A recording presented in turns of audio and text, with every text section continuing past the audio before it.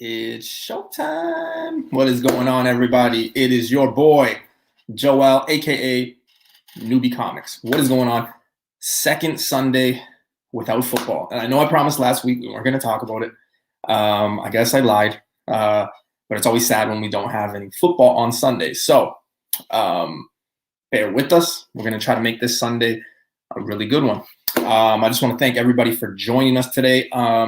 There will only be 2 out of the 4 today. We got myself and joining. Well, I'll tell you guys later. I don't want to ruin it on who's going to be on the panel. Just a few announcements. I dropped a video yesterday, so guys, make sure you guys go check that out. I've got another video coming out next week. It's been a really crazy couple days, so I do have some bad news.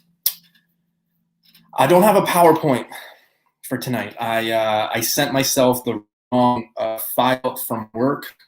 Usually I have my PowerPoints and things like that at work, and they were just I usually email them to myself and things like that. So I did not have the chance to get the PowerPoint. I do have the physical books that I was going to talk about, so that's even better, because in that way, you know, I'm real, I'm honest. Like I always say, I only talk about the books that I speculate on because I have them, I'm buying them, or I'm looking to buy, right? So with that said, let's bring in my only guest today. Let's make this interesting, because I you know, we're missing some team members today. So here we go. And he was on time, ladies and gentlemen. It's Mr. Hyper Combo. What's up? It's Hyper Combo and Screw Football. Dude, just chill out, man. Chill out. So yeah, usually it's 3 or 4 of us. Keys has got to work super early, so he can't join us, and FaceTime is working, so he won't be able to join us. So yeah, it's just the 2 of us, which means you know, we get to talk and just have our opinions. Their opinions will be missed. So wait. That bad news that you were telling me, was that it? Yeah, that was it. Oh, okay. All right. I kind of led you in with the chat as well, right? Okay. Yeah, I don't have a PowerPoint. Like I said, I usually have all my PowerPoints on my work computer. I didn't email the right file to myself because work is like super crazy. Happens. Yeah. So, but you know, see, this is how I do it. My work has PowerPoint and Excel, so I'll always just do the stuff a few minutes before or after during my shift, and then send it to myself. So that way, I don't have to buy Excel. So you know, that's a good hack, I guess you could say. Life hack by Newbie Comics. Yes. And guys, I'm actually super excited because before we get started, I just want to say, you guys know we are a professional channel now because we've got a few friends, and this list is growing, guys. I'm super excited. I'm super excited about all our friends, but I'm extremely excited to bring in 2 new friends into our channel.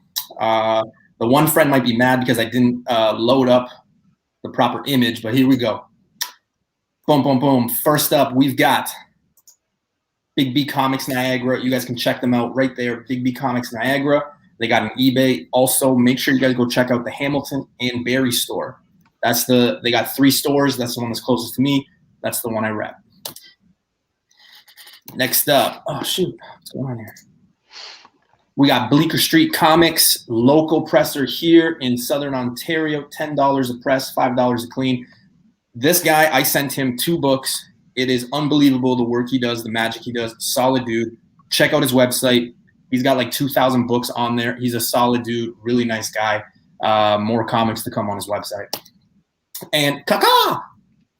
You guys were always daring me to say it, so I'm doing it. It's Bird City Comics. Check them out on Instagram at Bird City Comics. They got some store exclusives. Anthony's a solid dude. But when you say it, it sounds like Kaka. Whatever, man. You know what it is. Next up, I'm super proud because I kind of pushed my buddy who did my logo and who does graphic designs and things like that. So you guys, if you guys are looking for a logo, if you guys are looking for an intro, a video, this is where to do it. Shapescape Creative. You guys can contact there at hello@shapestate.ca. Ask for Derek. He will help you. And the other one that is joining our family of friends is Mutant Beaver Comics. We're working on something together, so be on the lookout for that. They're Canadian. I mean, I love the Americans and everything like that, but I try to rep the Canadians as much as possible, first and foremost. But it is what it is. There's a lot of big things happening over here, so yeah, stay tuned. Before we get started, let's go say hi to the chat. Pierre Gossiu, you get the gold medal. What's going on, man? Sam comes in with the silver medal, and Renos is getting the bronze. Kuma, Dan, Wesley, 1/3. I think nice logo. Yeah, he got a new logo. Yeah, shout out to him. You're professional when you have a logo. Paul in the 619, Magic Lasso. Noob, I'm here for the meow and all the new books. Make them meow worthy for your friend Lasso. Yeah, man, what's going on? JB's in the house. JB is on TiVo, Lord of the Long Box. Make sure you guys go check him out. Solid dude. He is getting the name the Casey Kasem of YouTube. So go check him out. Very knowledgeable. Super, super nice guy. Marvel, what is going on, man? P. Keel, Sith Lordy, my West Coast brother. What is going on? FaceTime just came by to say you guys are assholes for talking comics while I'm stuck. Hey, I'm sorry, man. I'm so sorry. Mike the Collector, what's going on? What's good, gentlemen? I mean, I don't know about Hyper. I mean, I'm the gentleman. I don't know about him, but we'll see. We'll see. Yeah, I'm just a barbarian in this group. So many good people in the chat. Empathy in comics. Empatry. Oh man, I always butcher it. He's gonna kill me. But Kevin, you guys all know Kev from 1-2 Comics. Solid dude in the community, always tuning in. So make sure you guys go check him out. Free Key Louie. I just received an AOK from Free Key, so big shout outs to him. Bleecker Street. What is going on, my friend? All right, guys. Let's get started. We all know why we're here. We are English are hard. Yeah, man, it is hard. Remember, English up here, English here, man. All right, let's get started because we all want to talk comics. I'll be honest with you guys. I'm excited to see what is going on this week. I haven't been able to really check anything that's going on this week. Like I didn't really pay much attention, so I'm hoping that my shop pulled some stuff out for me because I might be making a few phone calls tomorrow. Yeah, hopefully your shop has a strong pull-out game. We'll find out. We'll see. All right, guys. So we're going to start with Image Comics. Again, guys, if you're new to the channel, make sure you guys go sub. Myself and Hyper, check us out. Descriptions for my other two team members, FaceTime and Keys, is down below in the description. If you guys are new, just know we do New Comic Book Day first. We talk some comic news. Then we do our spec. We usually have PowerPoints and presentations and things like that. But like I said, today I forgot. I sent the wrong file, so I won't have any, but I will have the next best thing. I will actually have the books in hand that I will be talking about. And hold up. We got to address my man Face. He's like saying slackers. I'm off 1 week and no one checks shit. Newbie said he didn't check. I never said I didn't check. And yeah, man, hey, that's just me. That's me. And shouldn't you be at work at this point? Like, isn't that why you're not coming on? It's like, what's the deal? Hasn't enough time to troll us in the chat. Face, you can just do like the Blair Witch Project style of chat, like where you're working, you're like, guys, I'm working. Like just do it like that. Well, he doesn't even need to show his face. Yeah, exactly. David, what's going on, man? All right, let's get started. Let's bring out the comics. And here we go. Image Comics, crossover number 4. We got 3 covers. I'm assuming everybody's going after that blank C cover because it's the first appearance of a white cover with that teal color crossover title. Okay, I thought for a second you were actually being serious. No, I'm just messing around. But yeah, we got crossover number 4, popular series. Mm-hmm. It's a pass for me. I'm gonna be honest with you guys. I'm not grabbing it. I don't mind this baby blue cover. But other than that, I mean, I'm not really picking this story up. I'm kind of done with it. Thoughts? Wait, like you were picking up the previous issues? I've got 1 and 2, and then okay. 3 is the one with like 27 titles, right? So Like you just fell off it after reading 2 or something, or you just I just read 1, and then I was like, I'm trying to scale back, okay. right? I hear you. So I'm trying to scale back for a few purchases that I'll be talking about a little bit later. But yeah, I just have to scale back somewhere, and this seems like the right place for me. So Yeah, I mean, I'm trying to scale back as well, but this is one of those. I mean, anything that Donny Cates usually writes at this point, I'm kind of still keeping it on my pull list. So this is one that I'll, be picking up on Wednesday. yeah. I'm probably just gonna stick with cover A though. I know that there's, I think Face actually messaged us that there was supposed to be some secret variants. I think he dropped that in the chat right now. How there should be some secret variants for this issue. But there's secret variants for it right there. Oh no, he said that. Okay, there has never mind. been for damn near every damn issue. Yeah, so there you go. Face is usually super on point with these secret variants, man. If you guys want to know when a secret variant is coming out, I mean, the team knows, but like Face usually gets his good information, man. He didn't confirm it. He said that he bets there's a secret variant. So we're not. He's not 100% sure on this one. Listen, I guess that Jack would die in Titanic, and it's been good. It's been good. So it's a good guess. I can't wait till you reveal Phantom Menace spoilers to the chat. Oh man, just wait. All right, the big, one of the biggest news that made a book really pop is Department of Truth. We're all now, Face has been saying this for a long time. Face was like, hey, just wait until this is a thing. Get on it. Here it is. I mean, what was it? Was it yesterday or was it Friday? They said Department of Truth. Yeah.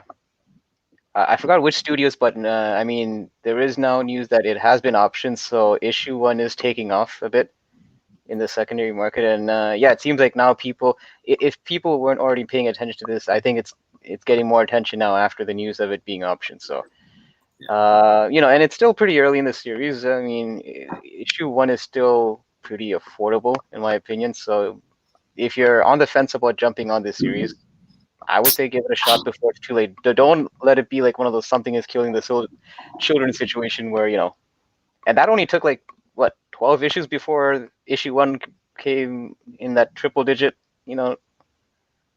arena. So this is crazy to me because of the fact that we're 6 issues in. Some people will argue, hey, I mean, the 6th issue comes out on Wednesday, but realistically, we only got through 5 issues before it was really announced. If you want to play that technical, right? So we got, let's say, let's play devil's advocate. Let's say 5 issues. It got 5 issues before it was like, option for something. Everybody and their grandma is posting Department of Truth #1 photos and pictures. I got somebody messaging me saying like, hey, newbie, check this out. He's literally got like a stack like this. I think he said he had like 30 copies of it. And I was like, wow. But it goes to show you, right? Like patience will pay you out. If you are into that stuff, it just will. You just have to have that willpower to be patient. I mean, it's not even that long, right? I mean, when did Department of Truth 1 come out? September? Yeah. Probably over the summer. It felt like it came like over the early fall or something like that. Yeah. Shit. Yeah. And the thing is, Face is actually right. The whole option, because I don't think it was concrete at that point, but there was some scuttlebutt that there was the series was being optioned even before 1 even hit the newsstands. But I think this past weekend, it's almost like a solid confirmation. So grandmas that collect. Of course, I know grandmas that collect, man. Yeah. Come on. Yeah. So you don't know newbie circle. Yeah, you don't know my circle, man. You don't know my circle. All age groups. Actually, 18 plus. Just in case. I don't know. What's it called? Yeah. So I'm assuming that people will probably follow the "something is killing the children," line. What I mean by that is I think everyone will just start picking up all these issues, right? Mm-hmm. Moving forward, it will be a hot thing because let's face it. I mean, if there's going to be anything that we don't like, what is it? Is it going to be a show or is it going to be a movie? I would think this. I mean, this seems more. In my opinion, it seems more in line to being a show than a movie. Yeah. So you never know what characters could come up. I mean, if there's new characters that pop up, right? I mean, this is where they'll start bringing in new characters and things like that because they're going to have a story. So, just keep that in mind as we move forward and there's a first appearance in this. You're going to see these books go bonkers because people are going to say, hey, the show's coming, first appearance, boom, let's do it. So, just keep that in mind. And then we've got this one right here as well. I didn't even see this. So this is cover B. I mean, the cover A's seem to have that same artwork, that trippy government stuff. And then the cover B's are sometimes kind of cool. I don't mind this one. It's not my favorite cover, but at the same time, it's not the worst cover I've ever seen. Yeah, because it's always the same artist for cover A. I think his name is Martin Simmons. Yeah, and then they keep switching it up for cover B. So, yeah, not really. I don't like it when there's too much white space on the cover.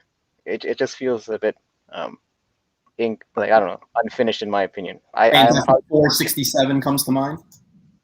Which one? Fantastic 467 comes to mind for me. Oh shoot, I have to. What does that cover look like again? That's the first. In my opinion, it's the first. It's a second cameo, but it's the one with the cocoon. Oh, that one. Yes. Yeah. Yeah. So, not a big fan of that cover either. No, me neither. There's a few good titles this week. I will say, guys, me personally, I think it's a light week again. Mm-hmm. Everybody collects differently. Everyone has different opinions. This is just my opinion. We also have Ice Cream Man number 23. I really like this cover. I really do. I think it's got everything. Nice colors. I mean, you got the Ice Cream Man right there. It's cool concept, right? Game show, or not game show, night show, and things like that. I really enjoy it. If it's there, I'll pick it up. If not, I'm okay with it. I'm really, really okay with it. And at this point, people kind of know what to expect. Dude, get back to work. No, I'm talking to Face. Look, at this point, Ice Cream Man, I think people know what they're getting. We don't need to keep, promoting how good the series is. It's an anthology series, so you don't have to collect every issue. You could pretty much hop on any issue, and the story is there. So I don't know if I'm actually going to be picking this up because I'm trying to trim down the pull list, but yeah. This is the cover B right here. Again, it's not the craziest cover. It doesn't, it's not something that draws your eyes to it or anything like that. It's a cool cover. I prefer cover A for me. Yeah, between the two, cover A. I mean, sometimes B tends to be the superior one in certain issues, but in this case, I actually like A better. Okay. And Face is saying, "Ha 6 is supposed to connect." Okay. Sweet. Hey, that's pretty cool. Seeing as how everybody's, saying haha is basically Ice Cream Man. With clowns, yeah. All right. And then we have another series that I think just in a matter of time will also get its heyday. But I think Philadelphia will be something that is coming. We got Philadelphia number 12, second printing. How I feel about these second and third and 17th printings and things like that. So, we won't even go there. But I'm not even on this series, and just like what you just mentioned right now, I do have a feeling that this is one of those sleeper series that, once it pops, it might be a bit too late at that point to get those back issues. But because we're already 12 issues in, and yeah, it's just one of those books I just kind of passed on. I know a couple of people in the chat are collecting this, but yeah. Like for me, that again, with just what's been going on with Something Is Killing the Children, Ice Cream Man, things like that. I mean, I think issue number 1 for Philadelphia is at like $40. That's not a bad place to go. Instead I'm actually surprised it already went that high. Yeah, I think it could be less. Don't quote me. I think it's about $40, but I mean, you're probably better off instead of trying to catch up with the story at this point. If you're just going for that flip and that investment, you're probably just better off just, getting that number 1 and that's it. You know? Usually with indie titles, I find that I'm not saying that this is always the case, but it usually, yeah, like you said, number one would be the issue to invest in. The other issues, not so much, unless like in the case of Walking Dead, we know that certain issues kind of pop because they had first appearances of characters that showed up in the TV show. But by and large, if you want to, have a safe bet, it's usually the number one that Yeah. you'd want to put your money in. Yeah. FaceTime. Yeah. Philadelphia is pretty good so far. Yeah. And it's just a matter of time, right? We got an African American, basically vampire killer. I mean, I don't want to say it's. Yeah, I was gonna say. I mean, Blade, but in a different way, I guess. I don't know. You know what I mean? It could be something. Who knows, right? What do people love the most? Is vampires. So who knows? Yeah, Vampire so. And horror is, taking up a big chunk of the comic market, I find. I believe. And, I think if you read between the lines and things like that, and you see how things are moving right now, you're out of your mind if you don't think that like horror will come to Disney or Marvel or things like that. Like your werewolf, your Dracula with Blade and all this stuff. I think you're out of your mind. Oh, no. It's clear they're heading in that direction because they even mentioned that the next Doctor Strange movie is going to take a more horror route. Yeah. And that there's, like you mentioned, there are going to be horror properties coming into the MCU like Blade, and even WandaVision right now has that horror element to it. If you've been following that series, so we'll be talking about WandaVision in our comic news. I forget who it was earlier in the chat that was like, "Oh, what's your comic news? All WandaVision?" Some of it. There's some other news going on. So, every week is a new week to get new information, right? New news comes out. So we'll tackle it then. All right, Monstrous number 32. This is a pass for me. I haven't been on 31 issues. I'm not going to be on 32, so I'm not really grabbing this one. Yep. Nail Biter returns number 10. I'm telling you, man, a lot of these image books I'm not collecting, so this is sometimes where Face normally shines in these sections. That's why I say Mr. Information, the man, the myth, the legend. Face is always on top of his new comic book day, man. He has the most information and things like that, and he collects the most, right? Like in our group, he collects a lot, so he's always got a lot of information, and I know how hard he works at getting his information. So when he's not on the show, he is very, very missed. So yeah, I said it, Face, you're missed.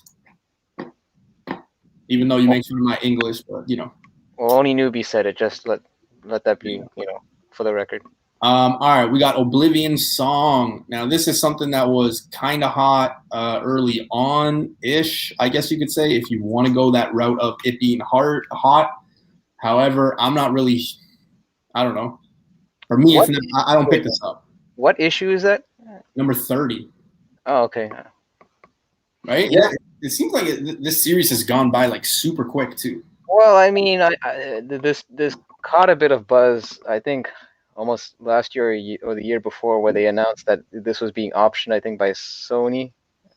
But then, just like with most option news, after a few months passes, prices go back down to where they were. And but I just picked up issue 1 of Oblivion, so I'm not collecting the series.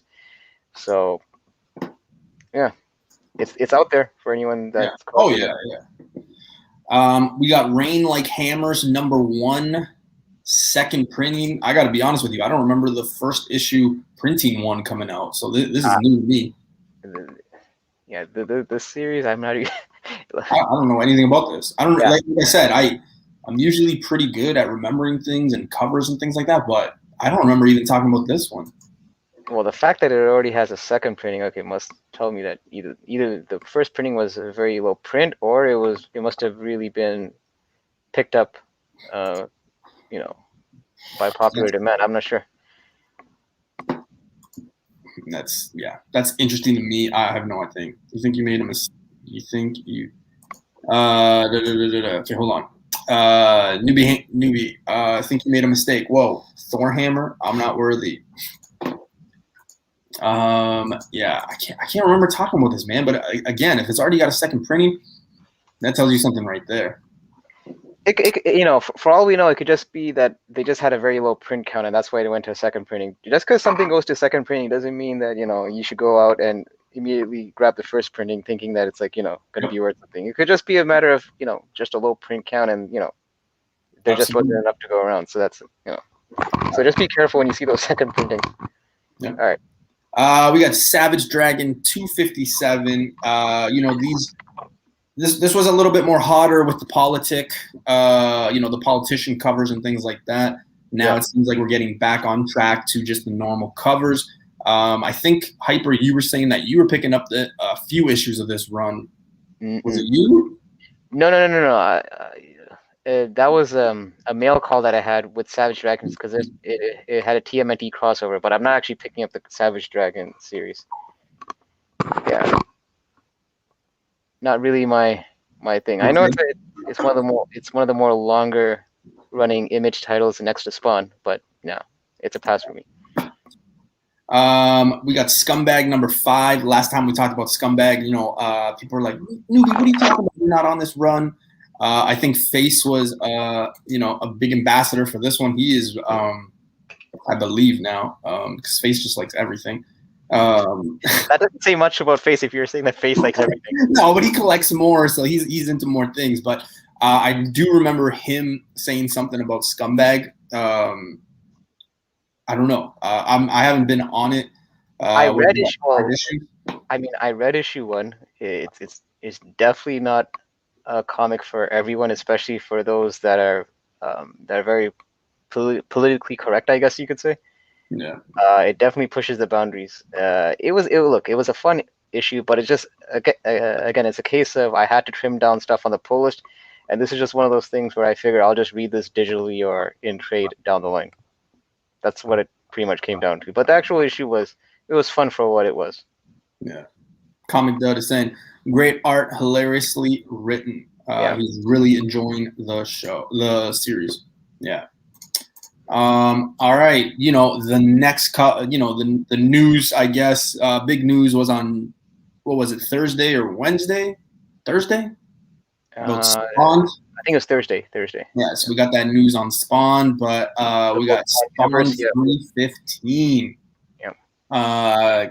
Changing of the guard, I think. No, a new team, the Chain Gang, but will they last? So there's a first appearance in this, I'm assuming. The problem with these Spawn books is the solicitations sometimes are a bit misleading, because I know that Keys has mentioned how in the past where you are led to believe a character would appear in a particular issue and they don't, and then they actually end up appearing in the following issue. So it's one of those things. It's almost like, I mean, if you're collecting Spawn, great. I'm collecting it just I'm just collecting the story arc, and just to kind of I am trying to get back into Spawn, but spec-wise it's so hard to tell with Spawn when these characters are showing up. Yeah. Usually when it comes to Spawn, Keys is the law for me. Like if he says no, I don't even think twice. I usually just follow his lead. He is the Spawn guy. He made a video, what was it, a month and a half ago, 2 months ago, with breaking news about a Spawn character and things like that. He also pointed out exactly what Hyper said. Sometimes they put it in the notations and things like that, saying that there's going to be a first appearance or something, or it makes you believe that there will be, and there never is. It's usually the next one. So I don't know if you should go heavy. I mean, there is a big, I don't even think you can say Spawn is like niche anymore. There's so many people that like Spawn. So yeah, I don't know. For me, I haven't talked to Keys about this, but yeah, I wouldn't get my hopes up about this being something big right now, because they usually do that. I could be wrong, but excuse me. But like you said, it's been noted that sometimes it's the next issue. It's not the issue at hand, right? Yeah, and the thing is, I mean, even if you're not following the story, I find that the Spawn covers consistently have been pretty good, whether it's like the A or the B cover, and sometimes even the C cover. So just for the covers themselves, I find Spawn, knocks it out of the park. Especially like I like the Todd McFarlane covers as well. Yeah. So we got 3 covers. Usually Spawn comes out with 3 covers, 3 to 4 covers. Usually, McFarlane is cover B. Yeah. Yeah. I don't mind this one, but yeah, that cover A. I mean, you do have that chick. I'm assuming that is the the first supposed appearance, something like that. It could be the first cover. Who knows, right? But usually, when in doubt, you go with cover A. Yeah. And yeah, because it also has She Spawn, just as Face mentioned on it. Yeah. Spawn is such an odd series. You see a cameo of a character, and then it takes 4 years until a full. Yeah, it's true. Cause, especially people that are really on the whole cameo and full appearance thing, Spawn would be a complete nightmare for you because, yeah, sometimes they'll just surface just a little bit, and then you won't see them, like Marvel mentioned, for a while. Yeah, especially if you're like into the whole like cameo first full app. I think the Spawn stuff kind of like messes with you Yeah, because you never really know what you know what I mean. Like you never know what's really. What's worse is sometimes they'll even have the first cover appearance of a character, but the actual character won't even appear in the interior until later on. So it's one of those. It's almost like you're better off just having Spawn on your pull list rather than picking and choosing which issues you want to. Because yeah, it joins the list of Gwenpool, Ironheart.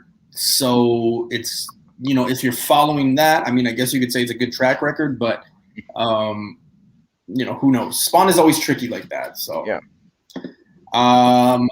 We've got a number 1. So we got a number 1 alert. We got Stray Dogs number 1. This one I am picking. This is something that a lot of people in the community, a few blogs that I was reading said this could be a sleeper to grab. So it's basically Lady and the Tramp meets Silence of the Lambs. Which already seems like a very messed up combination. It's like, how do you combine those two franchises together into one? I mean, and newbie, if you click on, like where it says click the previews to look at the interior art, like, I don't know if you see, no, right there, the yellow, where it says click to view previews. Huh? Right below the green. No, scroll. Click, yeah, that one, exactly. You can see the interior. I don't know if you ever saw like the old animated movie like All Dogs Go to Heaven, or yes, yeah, it very much feels in that vein. So it almost makes it look like it's going to be like an all ages book, but yeah, it doesn't seem like from the solicit it's anything but that. So listen, I will say this right now. Breaking news. Breaking news. This is the first appearance of all these dogs right here. You heard it right here. You heard it right here. Okay. Yep. So breaking news. Go break the internet again. This is the first appearance of all these dogs. Okay. We're all about breaking that. There's Jake. There's Abraham. There's John. There's all of them. They're right there. I don't really know the names of all of them, but And guess what? We did show you interior of this book, but don't worry. I mean, I'm sure we'll still get knocked for it at some point. Yeah. And that's the horror cover. This one, you can put the blame on me. No worries. Yeah. This one, I mean, you kind of get that Silence of the Lambs stuff, right? I mean, it did say it was Lady and the Tramp meets Silence of the Lambs. For those of you that don't know what the Silence of the Lambs is or anything like that, this was the movie cover for that cover. Mm-hmm. So yeah, I mean, I dig this one. I dig both of them. I mean, I think cover A will be the one to grab, but again, this one really catches me just because of the fact that I like the Silence of the Lambs. It's pretty dope. So yeah, and I think Marvel said this is actually something that Paramount has already optioned. Yeah, I mean, Marvel. I did give credit if it wasn't Marvel, but yeah, it was Marvel. Okay. No, it was Marvel. No, because we actually did discuss this before, and it seems like there has been rumblings that this has option. Again, I need to read more into it, but yeah, I have heard about this being optioned. And yeah, the B covers apparently, I think for the remaining 5 issues of the series, they're gonna have like a horror theme, like horror movie homage to them. Sweet. So Face is saying that that's the one, the cover. Also Telnetic, Age, Renos. They're all saying that this is the cover to get in it. That is the cover. Grab both, right? That's usually how you want to go. Grab both, especially if they're both there. Yeah, I mean, we know how A covers seem to be the default when these kind of things pop, but that B cover, you can't ignore that. No. I'm hoping that by Wednesday afternoon it's a $25 book. I really do. Yeah, and then there's also an acetate cover, which is. Oh my god! Oh, dude. Okay, Hyper. I actually have something to tell you because I've been grilling you for a while. What's up? Because I got doubles of all those Red X stuff. I finally sold one. Okay. Yeah, I finally sold one. I was gonna message you earlier today, but I had so much running around to do. I totally forgot. But I was finally one of them sold. What's that? Did me talking about the acetate cover just trigger that in your memory? Yeah, I don't know why, but no, just me saying I hope this book is a $25 book on Wednesday kind of just triggered it for me. So wait, which cover did you sell though? Cover here? It's the red one, the one with him on the cover and the red background. The more popular one, cover B. Yeah. Again, I've got doubles, so I'm okay with it. I basically made my money from. It's a quick flip at this point. Yeah. It might have some legs later on, but yeah. Right. It's only been 4 years. Are you talking about the book flip? We'll see. All right, we got Two Moons. This is something that we've been talking about for a while, it seems, individually with other community members, other blogs, other people talking about it. But Two Moons seems to be something. Again, it is a #1, so who knows? Carlito, what's going on, man? Thank you for joining. Are you grabbing it or no? No. I'm trying to. Yeah, this is one of the. It's one of those things that maybe, if I'm hearing a lot of good things about it might be something that I might circle back and pick up at the shop, but I'm not pre-ordering it. I'll be honest with you. If it's selling for $20 to $25 Wednesday afternoon, I'll go pick it up. That seems to be your sweet spot. Yeah, I know. I'm not really going to. Philly Born's getting it. Shoot, you know what it is too. Here's the thing. I always have like a flip flop because like I'm like, okay, you know what? If it's hot, I'll sell it. But then people are like, no, man, I'm grabbing it. And then it's just like, shoot, okay, is it something I should like maybe keep? You always get into those battles with yourself. So I'm like, the thing is, with indie books, it's a bit dicey because, like you said, there might be certain issues that might have an initial pop of 10 to 15, and then there's certain issues that are just going to be a slow burn. Like you're seeing that with Department of Truth. First week it was still cover price, and then it only took a while, and it took maybe a few weeks before that went, at least double cover price. Yeah. Well, I know somebody who's picking these ones up because he's a huge fan of Walking Dead. But we got the Walking Dead #1. We got all the second printings. So we got second printing for #1, 2, 3, 4, 5, and 6. I will be honest with you. I'm going 0 for 6 on this. Man. Because I'm not grabbing them. Here's the thing. And it's David Finch that did all 6 covers. So, I like his art in general. I kind of wish they would have spread this out. The fact that they're kind of dumping all 6 in 1 week, it's like you're asking me like that's pretty much like $30 Canadian that I'm going to have to spend on just these. So unfortunately, yeah, I'm going to have to pass because I'm also one of those guys that if I grab at least one of the covers, I'm gonna have the need to grab them all. It's gonna feel weird if I'm just grabbing one of the 6. Yeah, I would need the whole set. So it's going to be a pass for me. But you can't deny that it is a good looking set though. Yeah, and they are. And at this point, I think it's I understand why Face is grabbing them because Face loves Walking Dead. He's a huge fan of the show. He's a huge fan of the series. So I know he's grabbing them, but yeah, even he's saying, like you said, right? Like my thought process in this was again the same thing. Was why are they doing like all 6 and just dumping them right away? Why didn't they just do them you could pump them out like once a week. Well, why not do that, right? So because the thing is, had they staggered them, I'm not saying I would have bought them for sure, but I may have been more inclined to pick them up. It's just that like now with all 6 coming on New Comic Book Day, I can't risk buying one and then hoping that the other 5 are still there, down the line. yeah, So it's true. It's true. Well, with that, we finish Image. We are moving our way to Dark Horse. There's not much, in my opinion, but we got Crimson Flower #2. What a name for a comic, by the way.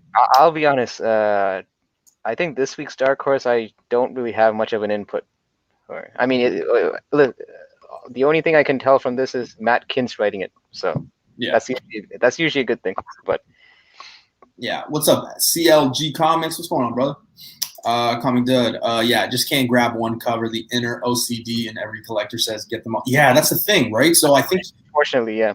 yeah, and I think people will probably chase them. It'll look good in a set, right? That's what we're always talking about. We're always talking about these sets, and if you get them graded and blah blah blah, I think they'll look good, especially if you're a Walking Dead fan. But again, all 6 at the same time. Could you imagine if those Alex Ross ones came out? Those time machines.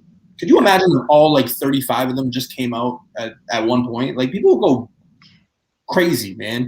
And the thing is, I mean, I know people are gonna be in the chat. Well, like you're spending the money either way, whether it's once a week or. But for me, it's like at least it's within my weekly comic budget. You know what I mean?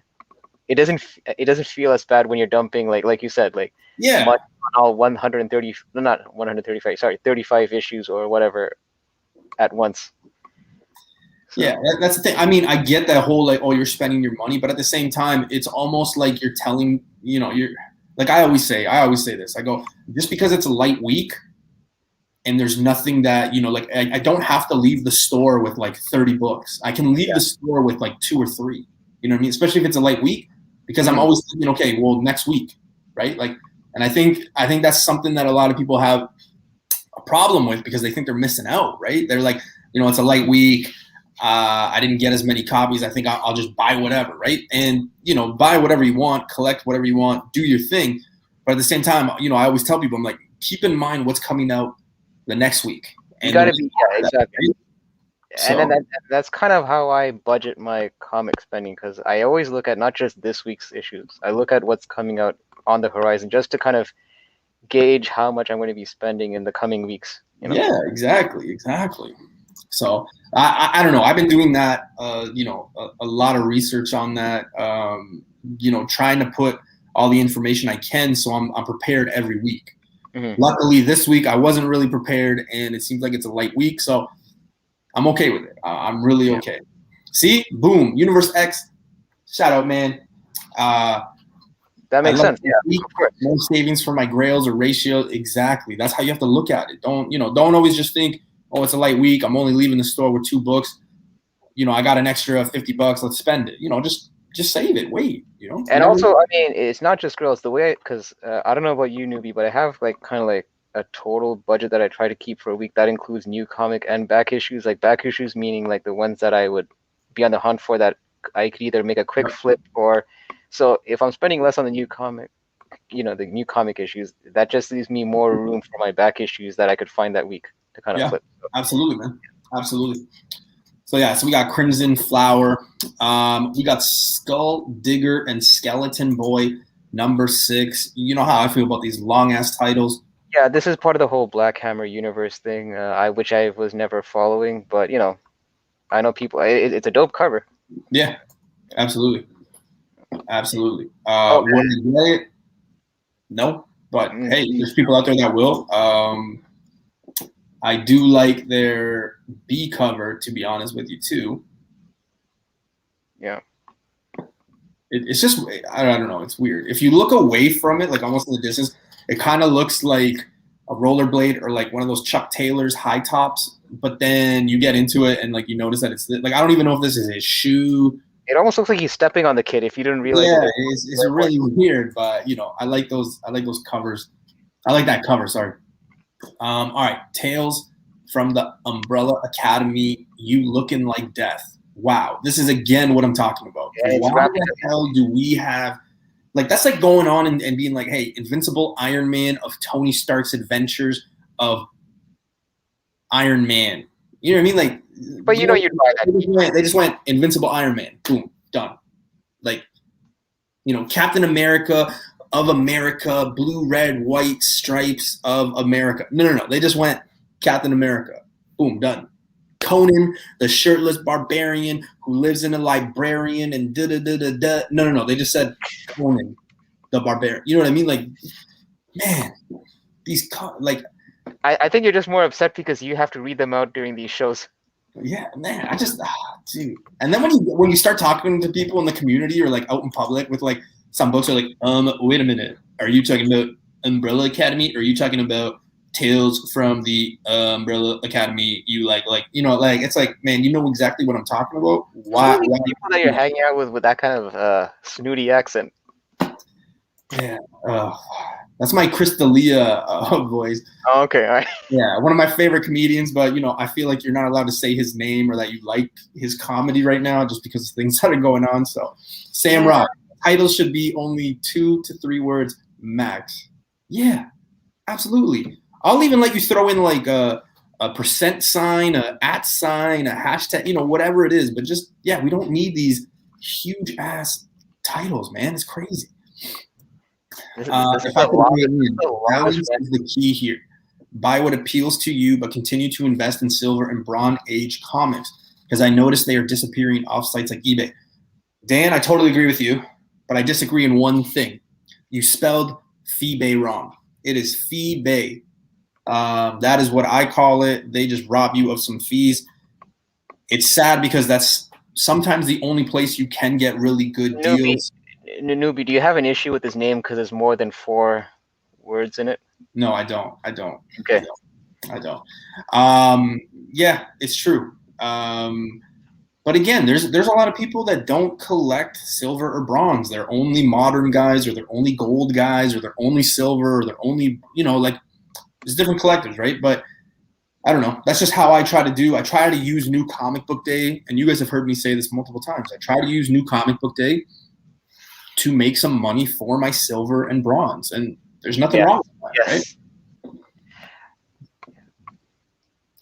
I went to public school. It's all good, man. I had to go to a Catholic school, only because my parents didn't know which was which. We came here without knowing English, so Yeah. Wait. I'm confused. What do you mean? Which was like your parents? My parents didn't know the difference between public and Catholic, so they just put me in like the first school that like was near our neighborhood. So I always grew up in like the Catholic thing. So yeah, it's a good thing there wasn't an all-girls school near your neighborhood. Or French immersion. Can you imagine that? Shoot. Dude, I wish I could have picked up French earlier on because I'm struggling. In high school, they wouldn't let me take Spanish class.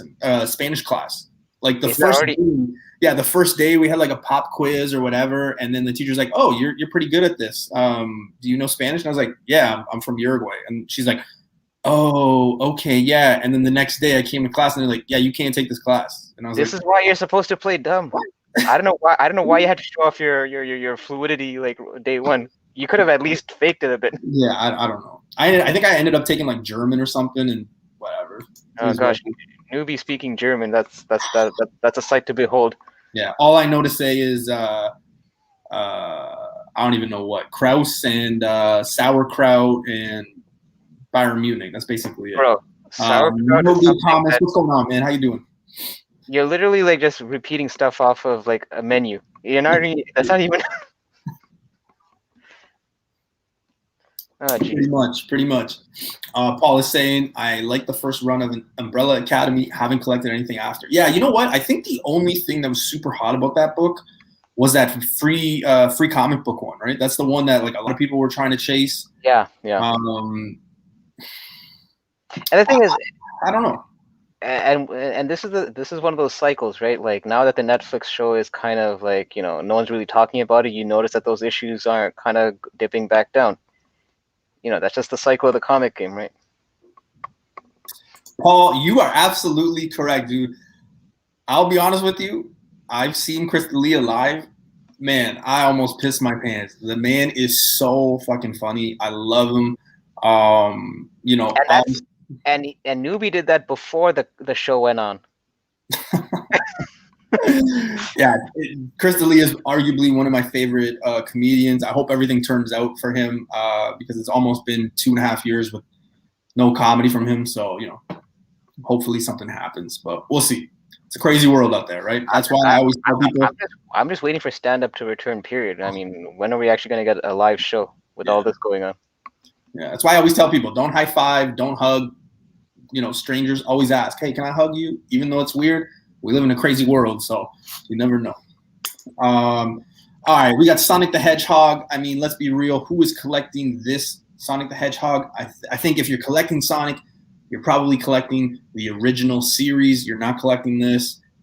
This is a pass for me. I don't think a lot of people are. I get that the video game stuff is hot, but I don't think this is it right now. No, I mean, we've seen these retail incentives. Not all of them, but some of the retail incentives for these Sonic books have popped. But yeah, for the most part, I think you're just buying them just to collect them to read. That's it. Yeah, exactly. I talked about a Sonic the Hedgehog book the other day, and I don't want to talk. I don't go check on the rewind. But again, it goes back to what I talk about and what I spec. I collect, I buy, or I'm in the process of buying. And guys, I'm telling you right now, the next day I talked to you guys about this book, I picked it up. This is a 9.8 candidate. Like, it is unreal. And I found it for 50 cents. Just saying. So, all right. This one I think is going to be a big book for my man Face and for my man Hyper, simply because of Not this one. No, the ratio. No. That's for the regular series. This is Wanderer's Road. It's the miniseries. Jeez, okay. Well, even when I try to do good to you guys, it seems like. Hey man, we gotta make sure the info is correct on this one. Actually, I don't know. I don't even know if there is a ratio on this one, to be honest. Well, let's do our little number thing right here. Oh, there is. No, that's the trade paperback. Whatever. Okay, I tried. Oh, listen, since you're talking about Usagi Yojimbo, I know we normally don't do an FOC show, but I just want to let the chat know that the 1 in 10 for issue 18's FOC is tomorrow. And if you guys look it up, that actual cover, it looks pretty dope. And we've seen how some of these Usagi Yojimbo covers, tend to pop in the aftermarket. This one, it could possibly do the same, because Usagi isn't a highly ordered series. I actually had to ask my shop to increase the order by 6 just to get the 1 in 10, because he was only going to order 4 issues for the entire store. So he had to order 6. So how many copies did you get yourself? No, myself, I'm only going to get cover A and 1 in 10. What's going to end up happening is he's going to order 6 copies, and whatever he doesn't sell during the new comic book week, he'll probably just pass some of that cost over to the ratio. And I told him I'm willing to pay a bit extra for this one. Sam, do not worry. Do not even apologize, man. This is a judge-free zone. Do not worry, man. So it is not a dumb question at all, man. Don't ever feel like you need to be sorry or that it's dumb. If anyone ever has a question, you guys hear me say all the time when I don't know something, I say it. So it is final order cutoff. Face beat me to it. It looks like, so it's basically the final time you can order a certain book. So like, let's say your shop only ordered 10 of those, and you weren't able to order it, but those 10 books are already spoken for, you're going to be out of luck and you won't be able to get it, right? If you can order your books before FOC, you're guaranteed to get as many copies and you don't have to rush out on Wednesday wondering, shoot, did I pick that book up or not? Because you will already be ahead of the game, right? So that's all it is. There's a lot of information. If there's one person I can recommend you talking, actually 2 people I can recommend you talking to about FOC and how to get more information about it, it would be my man FaceTime and Sparks. Okay, Sparks Comics and FaceTime, they're both solid on that information. And the thing is, just to kind of add to what Newbie said, FOC, it used to be that all the publishers had the same FOC date, which would be like Monday, I think. before 11 p.m. It's Monday before your shop closes. That's usually when they put in their FOC. With DC, it's a bit different because DC they need their orders in by Sunday. So if your shop doesn't even operate on Sunday, sometimes your shop will only take the DC orders in on Saturday for that FOC, because DC no longer works with the Diamond. They have their own little thing going on with their distribution. But every other publisher, it's Monday, before closing time is the FOC. And yeah, that's usually like your final chance of getting those books. And the thing is, on Diamond, there is a section called FOC that you can click to figure out what books are on that FOC list for that week. So you know what books you won't have to miss out on. And I got to give Face credit. It was Face that mentioned the whole Usagi Yojimbo 1 in 10. So, but he wasn't here on the show to promote it. So I had to, do the good work. So basically, you're stealing people's information.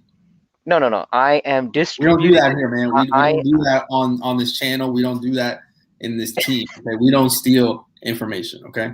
I am distributing it to the community so that they can use it as they will. I'm just playing, by the way. Andre says this show is Mission Impossible. You guys give us the truth. Yeah, man.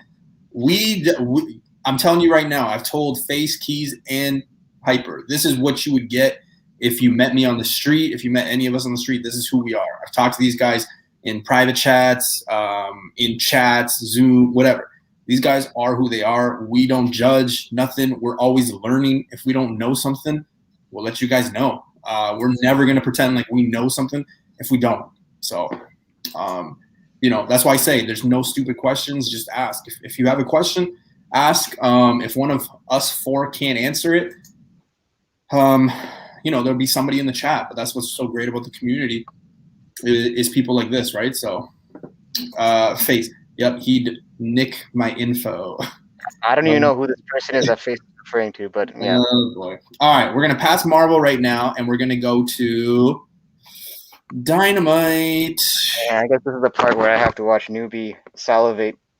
So I mean, there's nothing really cool here. Oh, what? Oh man, my mouse is trapped. Oh god. Oh what do you know? What? I don't even. Man, my mouse is stuck. So yeah. I mean, if I had to pick a cover, it'd probably be that. The first question that comes to mind is, where is she shooting these? But yeah, usually Dynamite is just Vampirella and things like that. So we don't usually talk about it. Sometimes Face will have, he has more information than us, but he will sometimes talk about one of them that's like a super special or something like that. So just keep in mind, sometimes we do pass it just because it's always the same thing, right?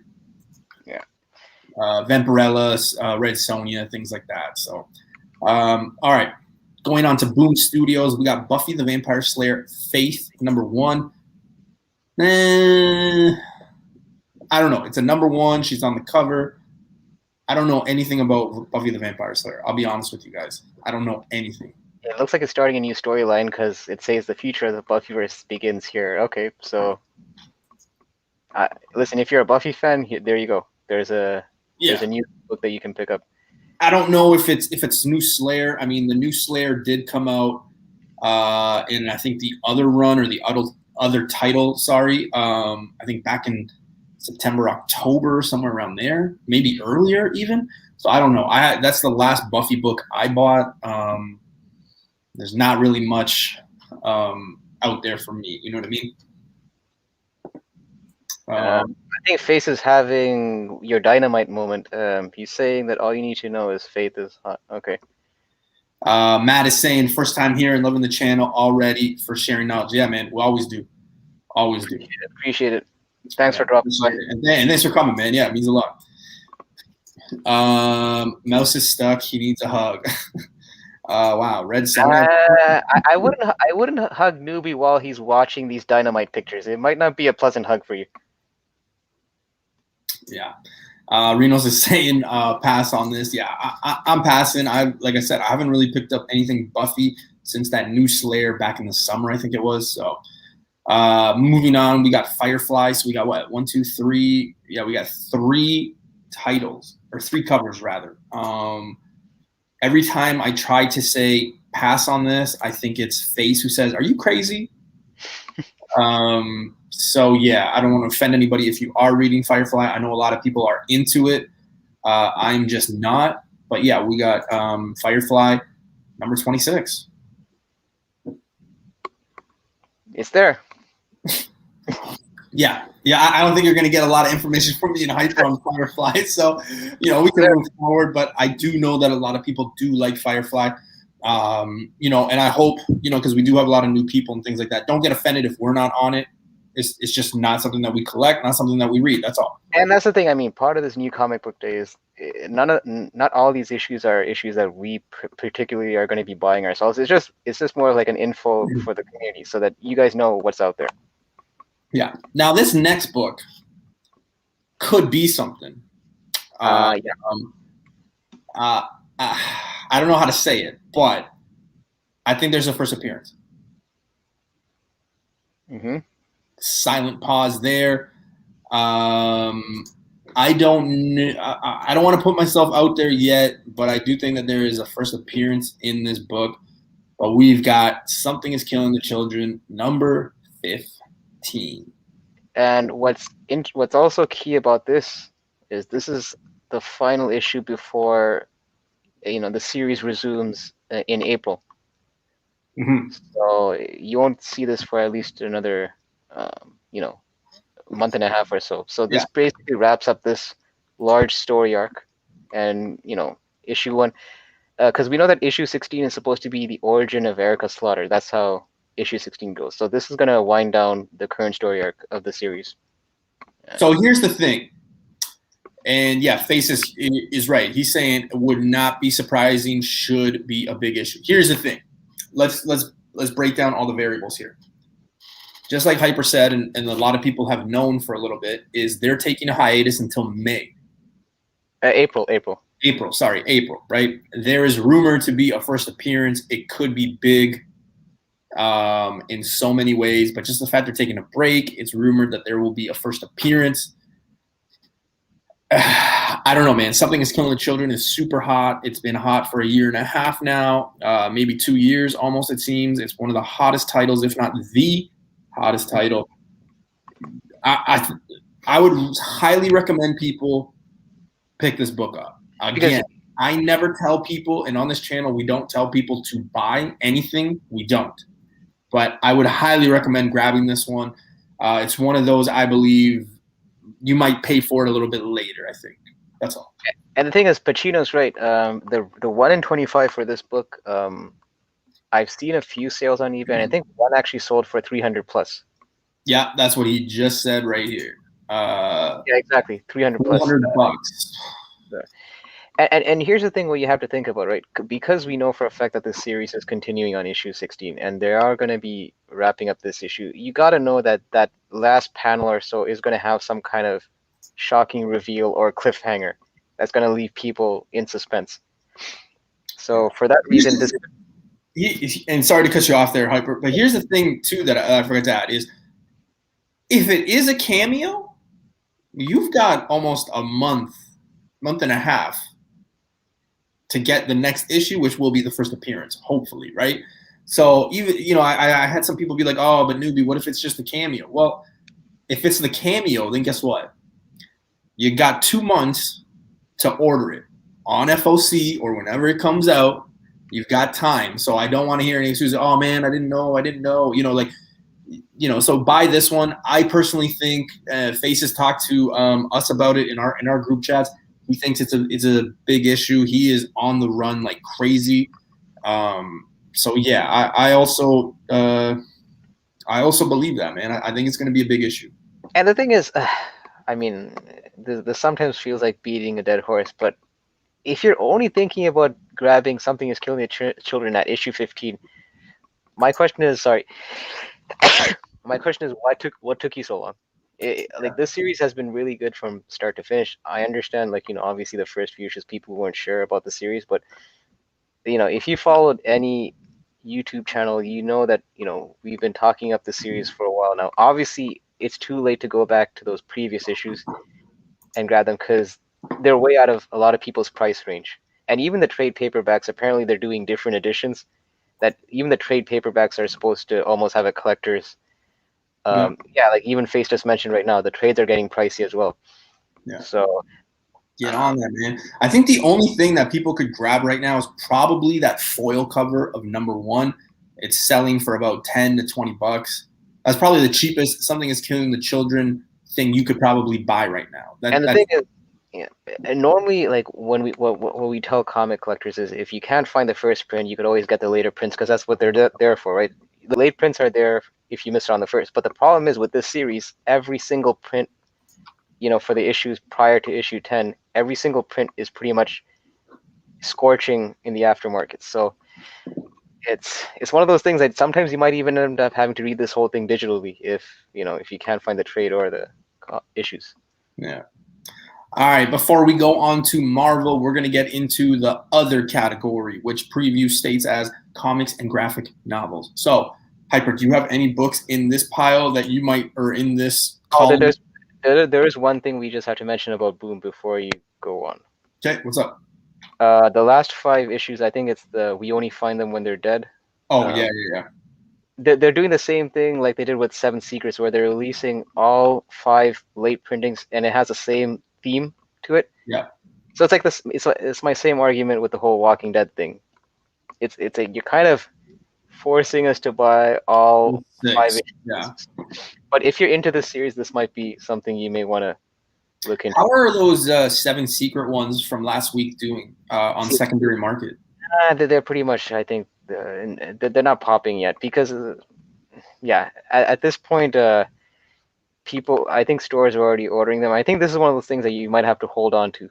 I actually did grab the 7 secret ones, the full set, because that is a series that I actually have a lot of faith in. But this one I'm passing because I'm also dropping We Only Find Them When They're Dead. That series I kind of fell off it. So. All right. So on to our other category again. Hyper, if you see anything here, please let me know. Sure. And right after this, we will go into our Marvel, DC, comic news, and then Chasing the Dragon. There's a #1 of 5. What publisher is that? Click on Chasing the Dragon. That is from Heavy Metal Magazine. Okay, well, it's a #1 issue. I don't know. One of the dudes in the cover looks like the guy from Highlander. That's what I was gonna say. And then it looks like Angelina Jolie from Magnificent or whatever. Maleficent. Yeah. Yeah, whatever. You know what I meant, right? Come on. Yeah, no. That was a tough one. Let's see what else is there. Space is saying Bloodshot 12 is gonna have a backup story about. Yeah. Okay.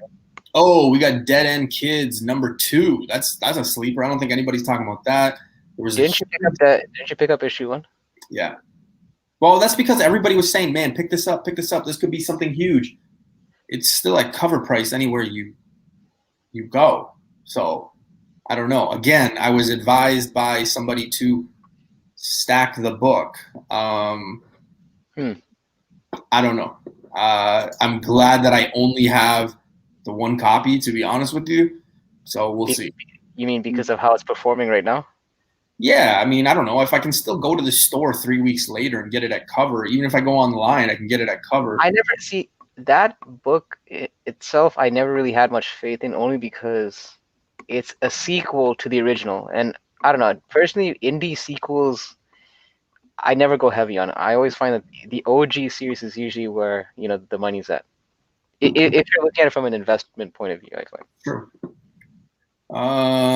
Let's see here. We're going through this image. Kaju scores already on issue #4.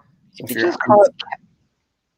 Okay, I thought you called it Cashew Score or something. No, Kaju. Kaiju. Whatever. Kaiju Score. It's been a fun read. That's on my pull list, so I'm picking that up. Of course. Oh, dude, I honestly thought you said this one. I thought you said click on this one. Right. My bad. Yeah. I'm not really seeing anything that's really popping. Again, it is a very light week. I mean, it seems like Kaiju Score and the one that Face mentioned, Bloodshot 12, Yeah. and Year Zero Volume 2. We know that Year Zero Volume 1 was pretty popular. This is issue 4 of Volume 2. Yeah. So let's go back. Now we get to talk Marvel, ladies and gentlemen. So let's get into Marvel before we get into DC. And then we get to our news and our spec. Okay. Big shout out to everybody in the chat. We got 48 strong. Loving the conversations you guys are having. So thank you so much. As I say 48, somebody left. So 47 strong. All right. We've got Amazing Spider-Man number 60. Can this run just be over already? Like, man. I pulled the plug on this series. Yeah. Long time ago. Long to be honest, it was a bit long overdue, but I was just waiting. And I just felt like I was in an abusive relationship and I just had to get out. So, yeah. I'm home free with this series. Look, and for all we know, I'm pretty sure, knowing my luck, something big is going to happen and I'm going to miss out on it. That's usually how my don't think like that, man. Don't think like that. We got Black Cat number 2. In the last Black Cat, we found out that she became a Valkyrie, God of Light, whatever the case may be. We now know who the God of Light really is. Well, I mean, some of us do. Others are still questioning it, but hey, it's another story. So we got Black Cat here on the cover with those powers in the gold suit, things like that. This is a pass for me. I'm really not going to grab it. I don't like. Here's the thing. Okay, she's on the cover and things like that, but what is that going to translate to? That's the thing. That's the thing. I mean, I know that's for that very reason. People might think I should grab, or I should even stack this cover because it's the first cover appearance of Black Cat as a Valkyrie. But you kind of have to ask yourself, how long are these things going to last? It could be a cool collector's item, but I can't really confidently say that this is something that is going to be spec worthy. But again, this is one of those things that you're rolling the dice with this. Yeah, exactly, 100%. So just be careful. Speaking of Black Cat, we move on to Black Cat number 3. Oh my God. King in Black. I was gonna say Kill. King in Black. Tie in here. I mean, it is what it is. Is it the greatest cover? No, not even close. Really, I actually like the whole. Serious? That whole jewel look really looks like you're looking through like a diamond kind of. It's a nice touch to it. This is a comic book channel, man. This is not a jewelry channel, okay? Listen, I appreciate good art. What can I say? It's true. Just like you appreciate the Dynamite covers. Yeah. Now, I don't collect Black Panther. I have not been on any of the 23 issues for this, okay? This is a good cover, though. Like, I really like this cover. And I have no idea what's going on in this cover, but I really like the cover. Nubi, are we allowed to give Face a timeout even though he has a wrench? He could probably come back, right? I think so. Why? What's getting beat by nuns with rulers? What is he talking about with nuns and rulers? No. Read the last part about him correcting us on the Valkyrie thing. Yeah, I think we did make a mistake because Black Cat isn't exactly a Valkyrie, but nah, just some Asgardian magic, not a Valkyrie. Oh, okay, cool. Valkyries don't use a staff, you knuckleheads. Hey, okay. Well, there you go. Learning today. Yeah, this Black Panther cover is dope as hell. But again, I'm not really on the run, so I don't know anything that's going on in this run. No, I mean, it is. Wait, is this the last issue? What issue? No, issue 25 is the last issue. So yeah, no, this is 23. Yeah. So. Yeah. No, I mean, I'm not I mean, I know that there's key issues in the Black Panther run, which I have picked up, but I'm not actually picking up the run itself. Yeah. Let's see here. We move on to one of my good friends, Sana Nation 05, one of her favorite characters, Captain Marvel.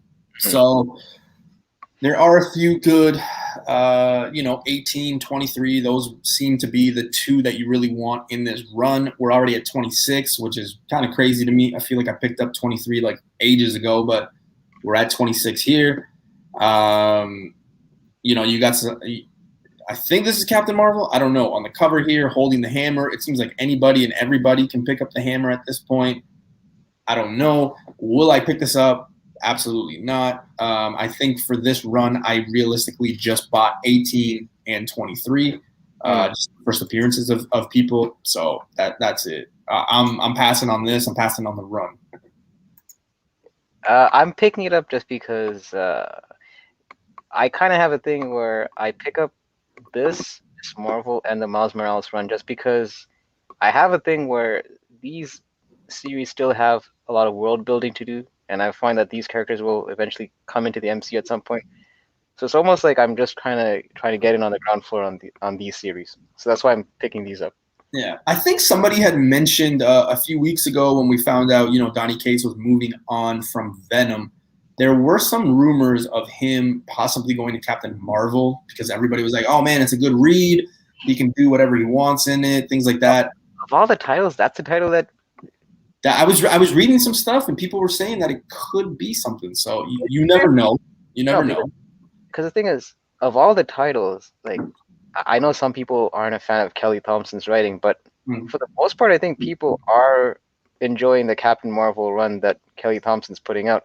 So it's kind of weird that that's the title that Donny Cates is being rumored to write for. If anything, it would be the Nick Spencer Spider-Man one that I would really hope he would get on.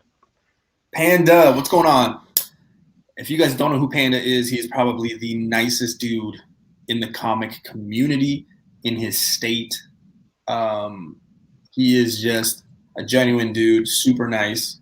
I suggest everybody go follow him, sub him, one of the nicest guys around.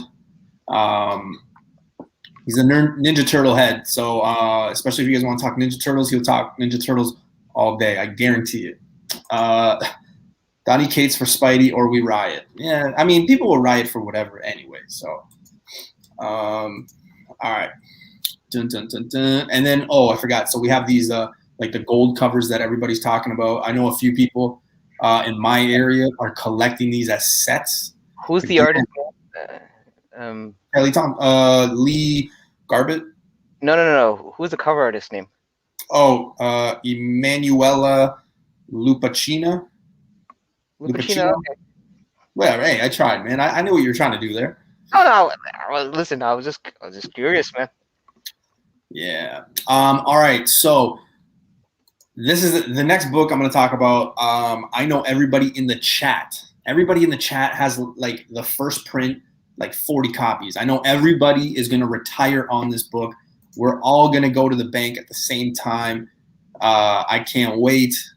But we got Daredevil 25, the third print.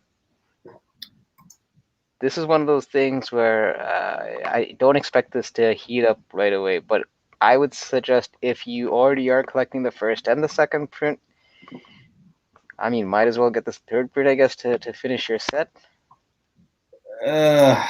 Yeah.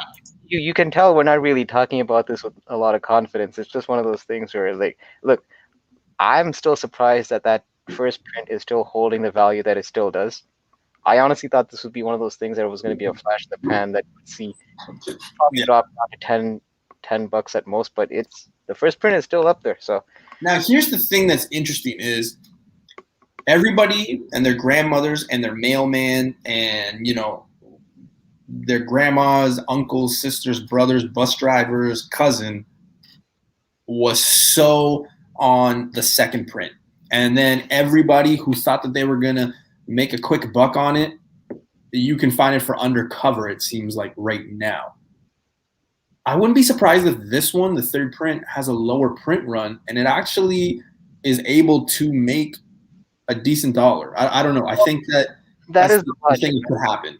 Yeah, I mean, that's generally the logic that usually the later the printing is, the lower the print run, which is why, like, when you get into that fifth and sixth print realm, people, get really excited because they figure, okay, at that point, it's going to be an even lower print run, so let me cop those as well. But that's the thing, man. You never know. I mean, you never know how smart the community is with these kind of things and how well equipped stores are going to be in.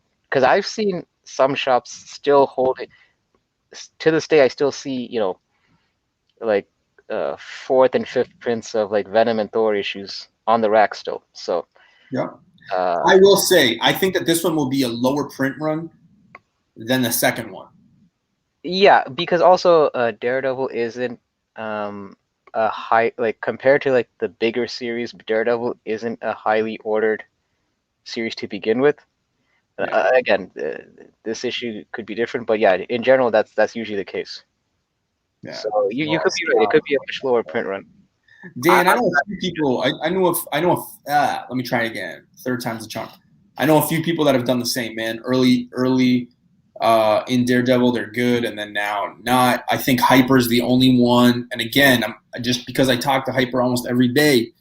I know Hyper's been collecting Daredevil even when Daredevil 25 came out. He was early on that. He was on that. He didn't have to worry. He was on that. I wish I had an extra copy of Daredevil 25. I only got that one copy just because it happened to be on my pull list, so I got lucky on that. Yeah. So, hey, what's going on, Hidden Gem? Thank you for joining. And Panda, thank you so much. Panda is in the chat putting up everybody's links to their channel. So please make sure you guys go sub. I know sometimes you're like, I can't find this person on YouTube or whatever. Panda's taking that work right out and making it super easy for you guys to go follow people. As always, though, I will suggest go sub up my man Panda. Let's get the support going. All right.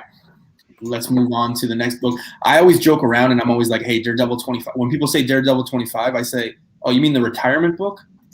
Because I remember I've seen you post that in people's chats. Yeah, when that first book came in, everybody was like, oh, man, I'm going to retire off this book. It's like, shut up. Please, just shut up. All right. We've got some King in Black. I mean, we got Valkyries here. Yeah, and then we had Namor. You skipped the Namor one, but yeah. Let's see. Miss Marvel, Magnificent Miss Marvel, number 18. That one is noteworthy because that's the final issue of that run. It's actually wrapping up after this. That's why it's a larger issue this week. It's a $4.99. Yeah. Celebration. Is it? Oh, actually, the legacy number is at issue 75. It actually, a celebration of 75 issues of Miss Marvel. Okay. But yeah, so this basically wraps up the whole run. So if you've been following the series, might be worthy of picking up. That's just how I feel about it. But here's the thing: we've seen how final issues of runs had critical moments in the series. You saw what happened with Batgirl 25, with that, the new appearance of. All right, let me try again. Say Magnificent Miss Marvel 18. Mm-hmm. Can you say it? Say it. You just want me to say it? Yeah, just say it. Just say newbie. I think this book, say the book, is something to get. Are you gonna do something like with The Rock, like it doesn't matter what you think or something? No, not at all. I just want to take a new take. I feel bad for what I said. I was like, Okay, so Magnificent Marvel 18. Yeah, it's a book you should be looking out for. All right, so I'm just joking. I'm just playing, man. I was like, what's this exercise we're doing in the first place? I'm like, all right, let me play. For me, it's a pass, but you're right. You're 100% right. At the end of these, celebrations and things like that, and these runs, something you never know. Something is there. Yeah, so it could be something worth to get. All right. We're not really saying, hey, go buy this book because there is something. There's the first appearance. It's $1,000 book. Nothing like that. We're just saying history tells us that this is what happens. So, we're just using that to our advantage. That's all. Mm-hmm. Fresh news. What is going on? Miss Marvel sucks. Yep. Of course. I think so. But there's some people that collect it, so we want to be respectful. Of all the comments, that's the one that you wanted to highlight. It was the closest one. Come on. All right, we got these Marvel Voice Legacy #1s. I like the Miles one. I knew you were gonna say that. I knew you were gonna say that. It's probably gonna be one of those that a lot of people will pick up. I'm not sure why he's like hopping a squat there. I mean, what's going on, Miles? Too much indigestion? I don't know. I wish he kind of had a better pose. Yeah, I mean, again, it's not the worst Miles cover. It's not the worst cover, but yeah. All right, and then we move on to we got New Mutants #16. If you're following the X books, yeah, that's you know, I'm probably honestly going to be dropping New Mutants. It's one of the weaker, to me, it's one of the more weaker X titles. I'm just, at this point, I was just collecting it just because I wanted to be in on all the X titles, but I'm slowly dropping off some of these titles, and this is unfortunately going to be one of them. Yeah. You might want to highlight this one because we know the Star Wars books are hot. Dr. Aphra second print. That might be. Yeah, I was just going to say this could be a very hot book. Because this had a first appearance in issue 7, so this is just the second print. So we know how Star Wars is doing. How many copies did you get of this? I actually pre-ordered 0, so this might be one of those things that I might have to Wednesday a Warrior. Does anybody know, or do you know what this book is going for right now? I think it's still cover price. I haven't really heard any crazy numbers on this book. Yeah, I think it's still around cover. Okay. Yeah, it's not a bad idea. I forget who the first appearance is. Again, I'm not the biggest Star Wars guy, but I do remember that when issue 7 did come out, people were like, "Whoa!" So, well, especially that 1 in 25 variant. Excuse me. Yeah, the 1 in 25. Just be on the lookout for this one. It could be a sleeper. However, a lot of people did know that there was a second print, so this could get into that High Republic second printing or the Daredevil second printing and things like that. So don't necessarily go thinking, okay, I'm going to go stack this book. I'm going to go get 20, 25 copies. Let's see here. I just checked eBay. The first issue's only going for $15. Yeah, I mean, it's still not bad. I mean, that's triple cover price. So. But that's the first issue. That's not the second print. No, exactly. So I'm probably going to keep it safe. I will probably grab 1 copy and roll the dice. It's just been super light. Let's be real. I don't think there's anything hot or stackable. You guys always hear me say that. I'm always told by other people, hey, stack this book. If I were to listen to everybody that told me to stack a book, I would still have Ludocrats 1 in my home. Okay, that's on you. That's on you. You have no one else to blame but yourself.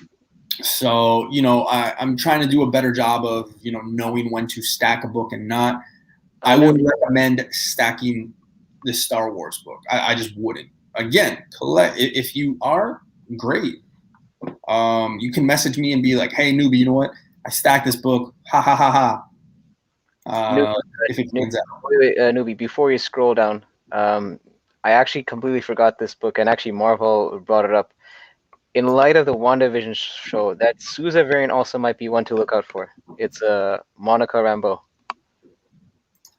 Man, if you're looking for Monica Rambeau, you know what book you need to be on the lookout for? Oh boy. Jeez, here comes some flossing. Oh, I thought you were gonna show Avengers Annual. I'm not Avengers, Spider-Man Annual. No, man, this one right here.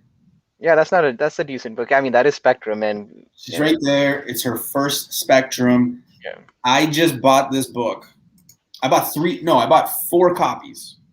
And I posted it on my Instagram. I bought 4 copies of this. These are all literally 9.6s, 9.496 without a press or clean. Super sharp. I got them for $1 each. Okay, $1. I only now own. How many do I own? 2 copies. I put them up and I sold them. People are still on it. I'm probably going to keep those two. But yeah, definitely a slept on book, especially if you're on that Spectrum stuff. That is a slept on book, super slept on. So, well, I mean, I think now though people are paying attention to any iteration of Monica Rambeau, whether it's Avengers Unplugged, the Spider-Man Annual, that one that you just showed. yeah. It seems like any iteration of Monica Rambeau is heating up in the aftermarket. So Yeah. And actually, that's one of the books I'm talking about in my spec. So I can't believe I showed you guys that super early. Is a power change of her. I picked that up too. Sweet. Dave's collection is saying the same. Yeah, he's got that. Yeah. And again, I'm proof, guys. I'm proof. And I always, sometimes it's hard to believe when people are saying, "Hey, grab this book," or "You should be on the lookout for this book." It's in dollar bins, right? Because it's almost one of those lines. When you pass somebody at work or you pass someone, you're like, "Hey, how's it going?" But like, you don't actually stop to hear that person say like what's going on. There's like, "Hey, how's it going?" And then you move on. Yeah. Because I'm not an asshole. Yeah, exactly, right? But I actually stop to listen to what people have to say. I don't know what you mean. No, but sometimes people are like, "Hey, what's going on?" And I'm like, "Hey, how's it going?" But I just like keep going. But it's one of those things in our community where we're like, "Hey, like this book is in dollar bins," and I think sometimes it's just one of those things that people say. But I'm proof. Like I picked those up for $1. I got 7 copies. $7. They're all super high grade. Like I said, I only have 2 left. It's definitely a good pickup. It definitely is a good pickup. Yeah. It tells you something. You know what I mean? That book you could have also found in like you said, in the dollar bin. So yeah. Yeah.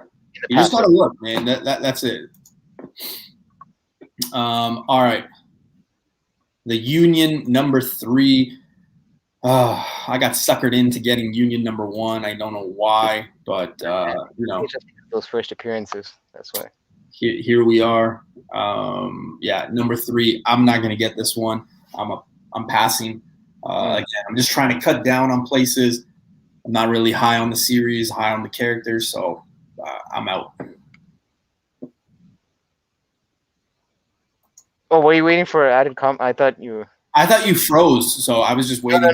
I was just waiting for you to hit the back button on that. Lasso, you know what that reminds me of? It's because South Park is one of my favorite shows, man. Not early South Park, like season, I don't know, 10 and up, but it's like when Stan goes, he has like money from like his job or whatever. I think it's like $100, and he goes to the bank and he's like, "Yeah, I want to invest this money," and the guy's like, "All right, we're gonna invest it. We're gonna put it here, and it's gone." And he's like, "What?" And he's like, "Your money, it's gone." And he's like, "What do you mean? I tried to invest it." And the guy's like, "Yeah, you invested, and you invested wrong. It's gone." Like it just reminds me of that. So you just wanted to do that bit just.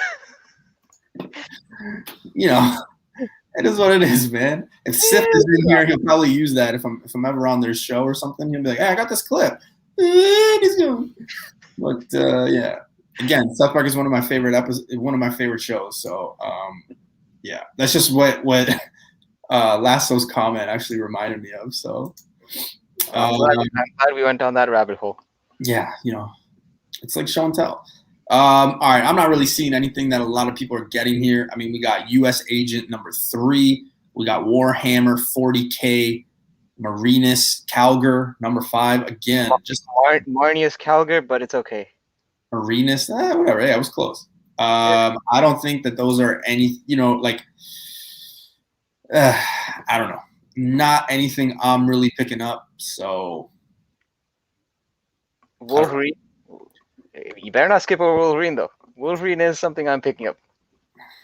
There is a first appearance in this. There's like 7. No, listen. What I like about this particular arc, it actually spotlights Maverick, which I always felt was a very underutilized character in the whole, mutant world, I guess you could call it. So I'm kind of glad that he's getting a bit of shine in this story. I don't know how long he's gonna stick around after this arc. I've always been big on this character, so I'm kind of glad that he's kind of getting a bit of a spotlight in this Wolverine arc. So yeah, Dave, I am with you, sir. I think it's not even just in Marvel itself, but just as a whole. This week, I think it's a light week. But again, that's when people have to do their research and their homework about I don't need to spend everything in my budget for this month, for this week. I'm going to go look at next week and things like that. So, you know, sometimes you have to do some research on it, right? Yep. So we got X-Men 18, we got a Peach Momoko cover, and we got a Souza, the Storm Black History Month ones. Are you picking any of those up? I mean, X-Men is on my pull, but I'm probably just gonna stick with the regular cover. Maybe with Peach Momoko, I kind of find I need to look at the cover in person because sometimes the thumbnail doesn't do it justice. But I know Peach Momoko is a bit hit or miss, but I find that her covers, and I've said this before, they look better in person. So Listen, I don't want to offend Peach. I don't want to. I think we're on a first name basis. I don't know her, but I just feel like she'd be okay with me calling her Peach.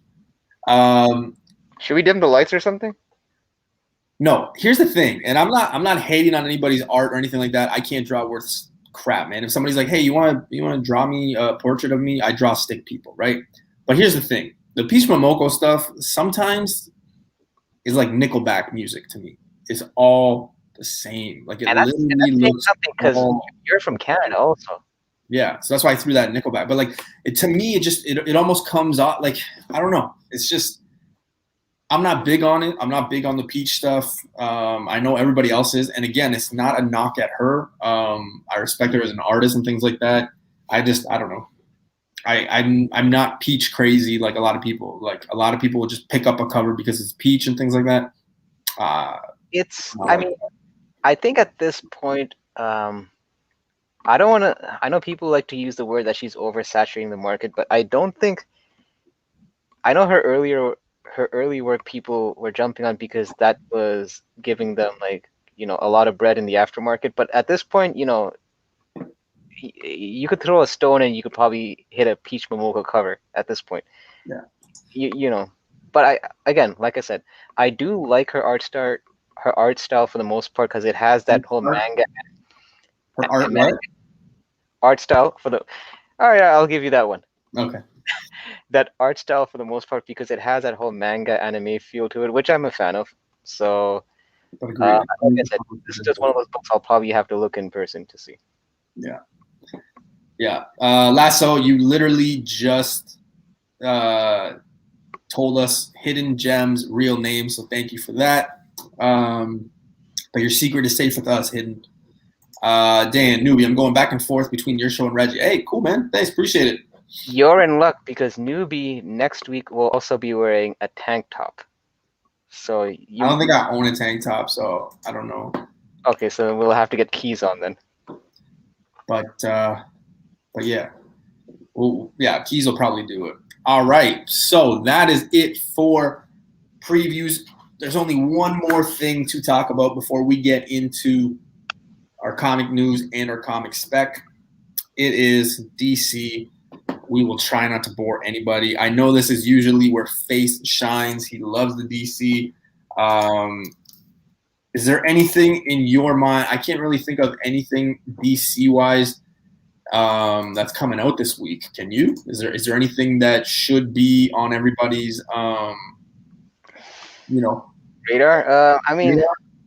Personally, the one news that kind of got that I'm looking forward to is the announcement that DC's doing a Batman 89 miniseries, which basically is a continuation of the whole Tim Burton Batman 89 movie set in that realm. So, which is one of my favorite Batman movies of all time. So I'm kind of glad that DC's it's almost like the same thing like with that Batman 66, which they did before that miniseries. So, and also I think Superman 78 is also doing its own miniseries. But I'm not a big Christopher Reeve Superman fan. I mean, I watched it, but I was always a Batman guy. So I'm looking forward to that Batman 89 movie. Sam is also saying they're doing a Superman Christopher Reeve comic as well. Yeah, that one's called 78, Superman 78. Yeah. Dan is saying I'm not a DC hater. I'm just hoping that they get their act together because they have a ton to offer. Yeah, I think we're all waiting for that. You know what I mean? I think, and I've talked about it so many times. I mean, people are like, Newbie, the Zack Snyder thing, you should give it a shot, and I will go watch it. Now, am I going to be in a rush to go watch it? No. Was I in a rush to watch Wonder Woman? Lasso, don't hate me for this. I hope we can still be friends, but like, was I in a rush to go see it? No. And here's why. I've been let down so many times by DC, and I know that they don't know who the hell I am, and they don't owe me an apology or anything like that. But here's the thing. I've been let down, like I said, so many times with it. Outside of the Christian Bale Batmans, they just let me down. I was expecting. I was one of those people that when Suicide Squad came out, I was like, oh man, this is going to change the game. This is going to be huge. Like they got Will Smith, Maggie Robbie. This is going to be huge. And they let me down. So I don't know. I'm in no rush. But yeah, DC's got to get their act together in a lot of things. This future state thing, I don't know. I don't know if this is I know that they were banking on this, but I don't know. So we'll see. Hidden. Wake me up when it's WandaVision time. Yeah. Marvel is saying Batman. Yeah, that is true. There's a new Robin partnered with Tim Fox. Apparently, their sister. Yeah, I have heard about like even when issue 1 came out, people were already saying that issue 3 is the one that will have the new Robin featured as a first appearance. So maybe that's something to look out for. Yeah. All right. Well, let's get on to it so we can get on to our news and our spec. But we have Future State, Legion of Superheroes #2. Let me be frank. I am passing this. I am not grabbing this. I mean, I think the only Legion of Superheroes books I think that people are picking up was at #6. Yes, I have that book. Yeah, I know. That's why I brought it up. Yeah, and if anybody's looking to buy it or wants it in their collection, it is for sale. Let's see here. We got Future State, Superman vs. Imperious Lex #2. I'll be honest. I'm not picking any of these Future State Superman books because I haven't really been reading the Superman books in the actual DC continuity. So I passed on these Superman Future States. Yeah. We've got Generations Forged #1. There's that number we all like to see right beside our comics. That #1. It's a pass for me, and here's why. It is $9.99. Yeah. US. I am not paying $13 for this. Just not happening. It's a tough sell when you have when a book is almost the same price as a trade paperback. Yeah, it's not happening for me at all. So that's a pass for me. If there's something important and this book is selling like crazy, great. But I went to a shop yesterday, and they still had that Last Ronin book, $8.99 US, which is like $12 here. They had like 5 copies. Again, I don't like to pay that much for a book, man. It's just crazy. I think I grabbed 3 copies of that book and 2 copies of the 1 in 25. But I'm just mental for Turtles, so that's don't take my buying habits when it comes to Turtles. Yeah, it's cult film video. AT&T needs to put Jerry Seinfeld in charge. DC. Yeah, apparently the rumors are getting hot. I think Mountain Peak messaged me today saying what I thought about, the possibility that AT&T apparently will get rid of DC and things like that. Who knows, right? I don't know. I don't see it because it's still generating money, but anything is possible. Who knows? I thought for sure Marvel was going to, like a lot of people say, collect another, Infinity Stone and just kind of buy. You know what? I'm really hoping DC. I'm really hoping that never happens because we've seen this happen before. When you kind of swallow your competition, it kind of you lose that incentive for innovating. You kind of need somebody to be on your ass to make sure that you're continually putting out the best product you can. If Marvel pretty much is like the only player and I don't think that's going to actually happen for a while at least. But if they're the only player in town, what's the incentive for them to continue to push out great content if there's no other competition? Face is saying newbie stacking DC. Don't let him lie, man. Oh man, yeah, no. Not happening. All right. We've got Batman Black and White. Like you guys said, this is supposedly their sister coming into play. This could be something. Again, let's look at the track record. Red X was a big thing, the last 2 weeks, 3 weeks.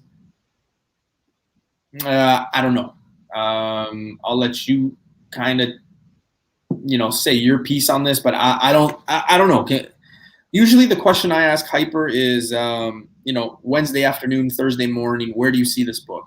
If it's at $20 to $25. Hey, chat. He's not lying. This is exactly what he asks me every Wednesday.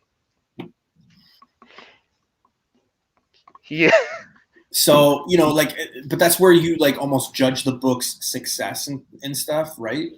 Is that number. Once it gets to that $20 to $25 mark, that's where you judge it. And usually, Wednesday afternoon, Thursday morning, you kind of see the books and where they are. Do you see this book Wednesday being at that mark? That mark being a success mark, right? See, this is why we have a bit of a struggle in the chat also, because you kind of put me in this tough position where I'm like, I don't know. It's hard, honestly, man. It's hard to say, especially when DC keeps pumping out new characters lately every week. You don't know what sticks, what doesn't.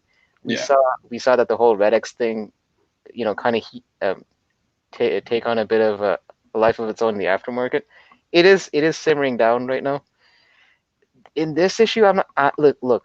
My advice is at least grab one copy, just so you don't, because you never know. But I would say that if your pull list is heavy, you might want to reconsider it. It is a $5.99 book? Yeah, it's a $5.99 book. So it's really hard to say, man. With DC, especially we don't know the direction DC's going lately. First appearances of DC, I don't have as much faith as opposed to first appearances in Marvel. Yeah, we'll see. This is a book I'm willing to see how it does later on, and if I miss out, I miss out. I have no problem.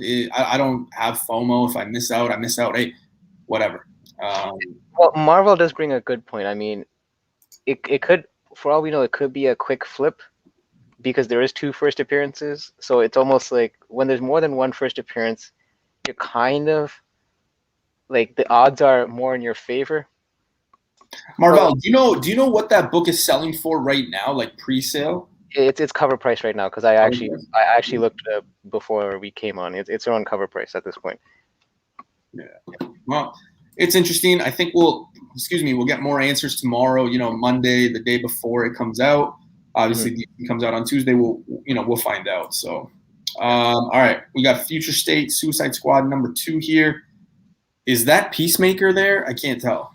Yeah, that's Peacemaker, aka John Cena. Yeah. So realistically, you can't see him. Ha ha ha. I see what you did there. Yeah. I don't know if you're into Peacemaker. I mean, I know a lot of people who are into a character. They collect everything of the character and things like that. I don't know if this is worth picking up, to be honest with you.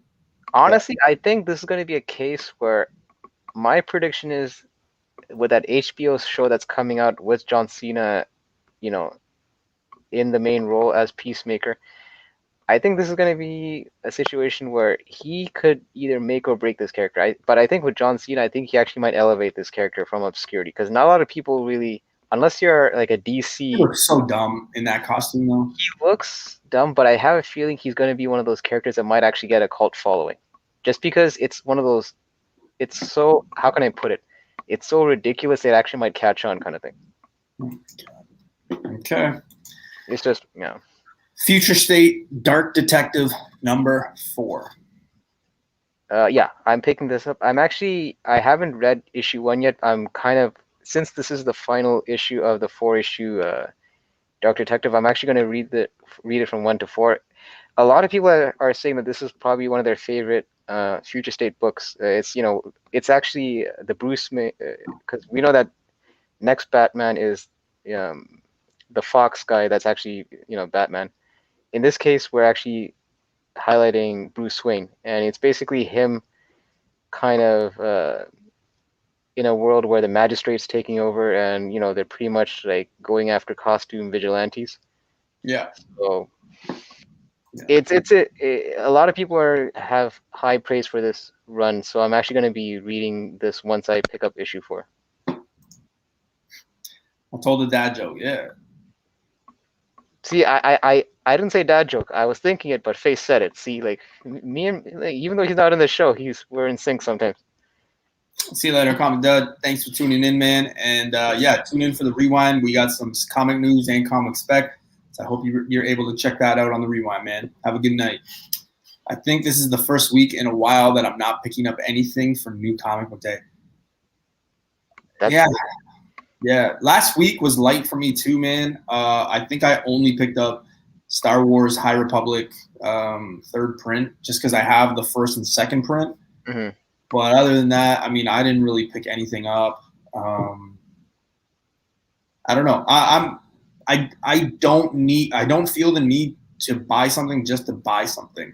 I don't. Because then when something hot and something comes across that I really want, I'll want to grab multiple copies of that and do that, right? So that's just how I am. Yeah, you kind of because also you never know when there might be a heavy week, so it kind of balances itself out, I find. Sam, there is nothing wrong with that, man. Nothing wrong with that at all. Trust me. Your wallet will thank you. Yeah, exactly. All right, we got Batman White Knight presents Harley Quinn number 5. I heard somebody in the chat. Well, I didn't hear. I saw somebody in the chat earlier saying that this is a good read. This is something that they're reading on. I can't remember who, but there are some people that are on this one. I mean, look, it's part of the Murphyverse, I guess you could call it.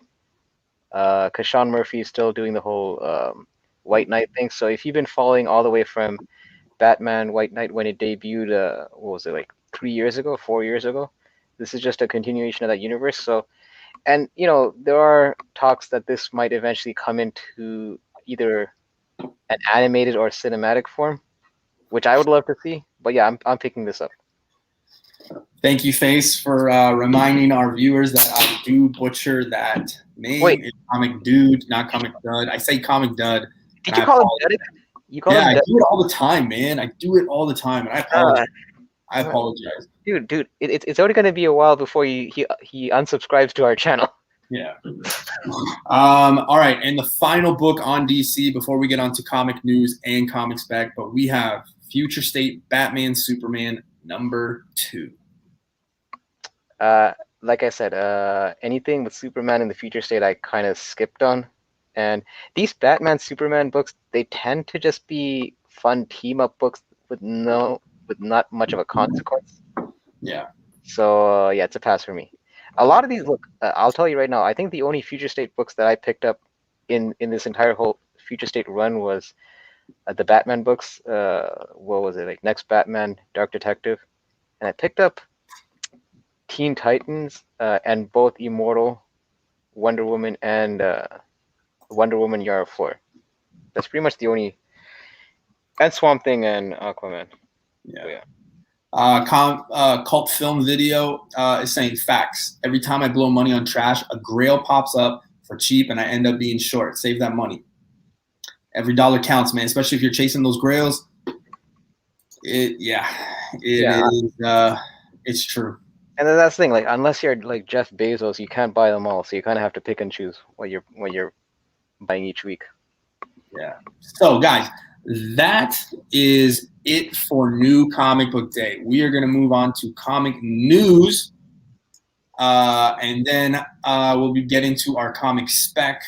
And then we'll talk about Tuesday's show, which should be super, super fun. Like I say all the time, they usually are. KPO, hey, thanks for coming back, man. All right. Wait, Sam's got a question. What do you think of the person they casted as the new Supergirl for The Flash? Yeah, okay, so... Maybe you could speak on this, because I don't really know much of her work. All I know is I think she's of Latin descent. Yeah, so she's Latin. Let me just get my... I should have had this ready to go. God damn. Come on, newbie. Yeah, so they have Sasha Calle or Sasha Calle has been cast as the DC Supergirl and will debut in Ezra Miller's Flash. Here's the thing, you guys, no disrespect to the Flash. I know there's a lot of Flash fans out there. I don't own one book in my collection of the Flash. None. It's not a character I like. I've never liked him. I don't know why I've never liked him. Just don't like him. It's not something I've ever collected. So for this, I don't really care, to be honest with you. I hope she does well, 100%. But at the same time, I'm not. Here's the thing. I'll go see the Ezra Miller movie because, I love superheroes. I love comics. But I'm not in a rush. I'm not expecting this to be huge. I don't like Ezra Miller as Flash. I think they should have gone with the Flash from the show. Yeah. He was, at least, if I saw him on the street, I'd be like, oh, shoot, Flash. Ezra Miller, he's not a Flash to me. In my opinion, he's not. But we'll see. I don't even think he has enough star power or enough in him as the Flash to hold a whole movie together. You know what I mean? Like him being the guy, like that to me is shocking still that they're going through with it, to be honest with you. But yeah, at first I thought it was just more of like a pipe dream. I didn't really think this was actually a thing until, oh shoot, they're actually having casting news for this, so it's actually happening. Sorry, hold on. I got to time out here real quick. What's up? I just took a sip of this and I almost choked. What happened? Let's see.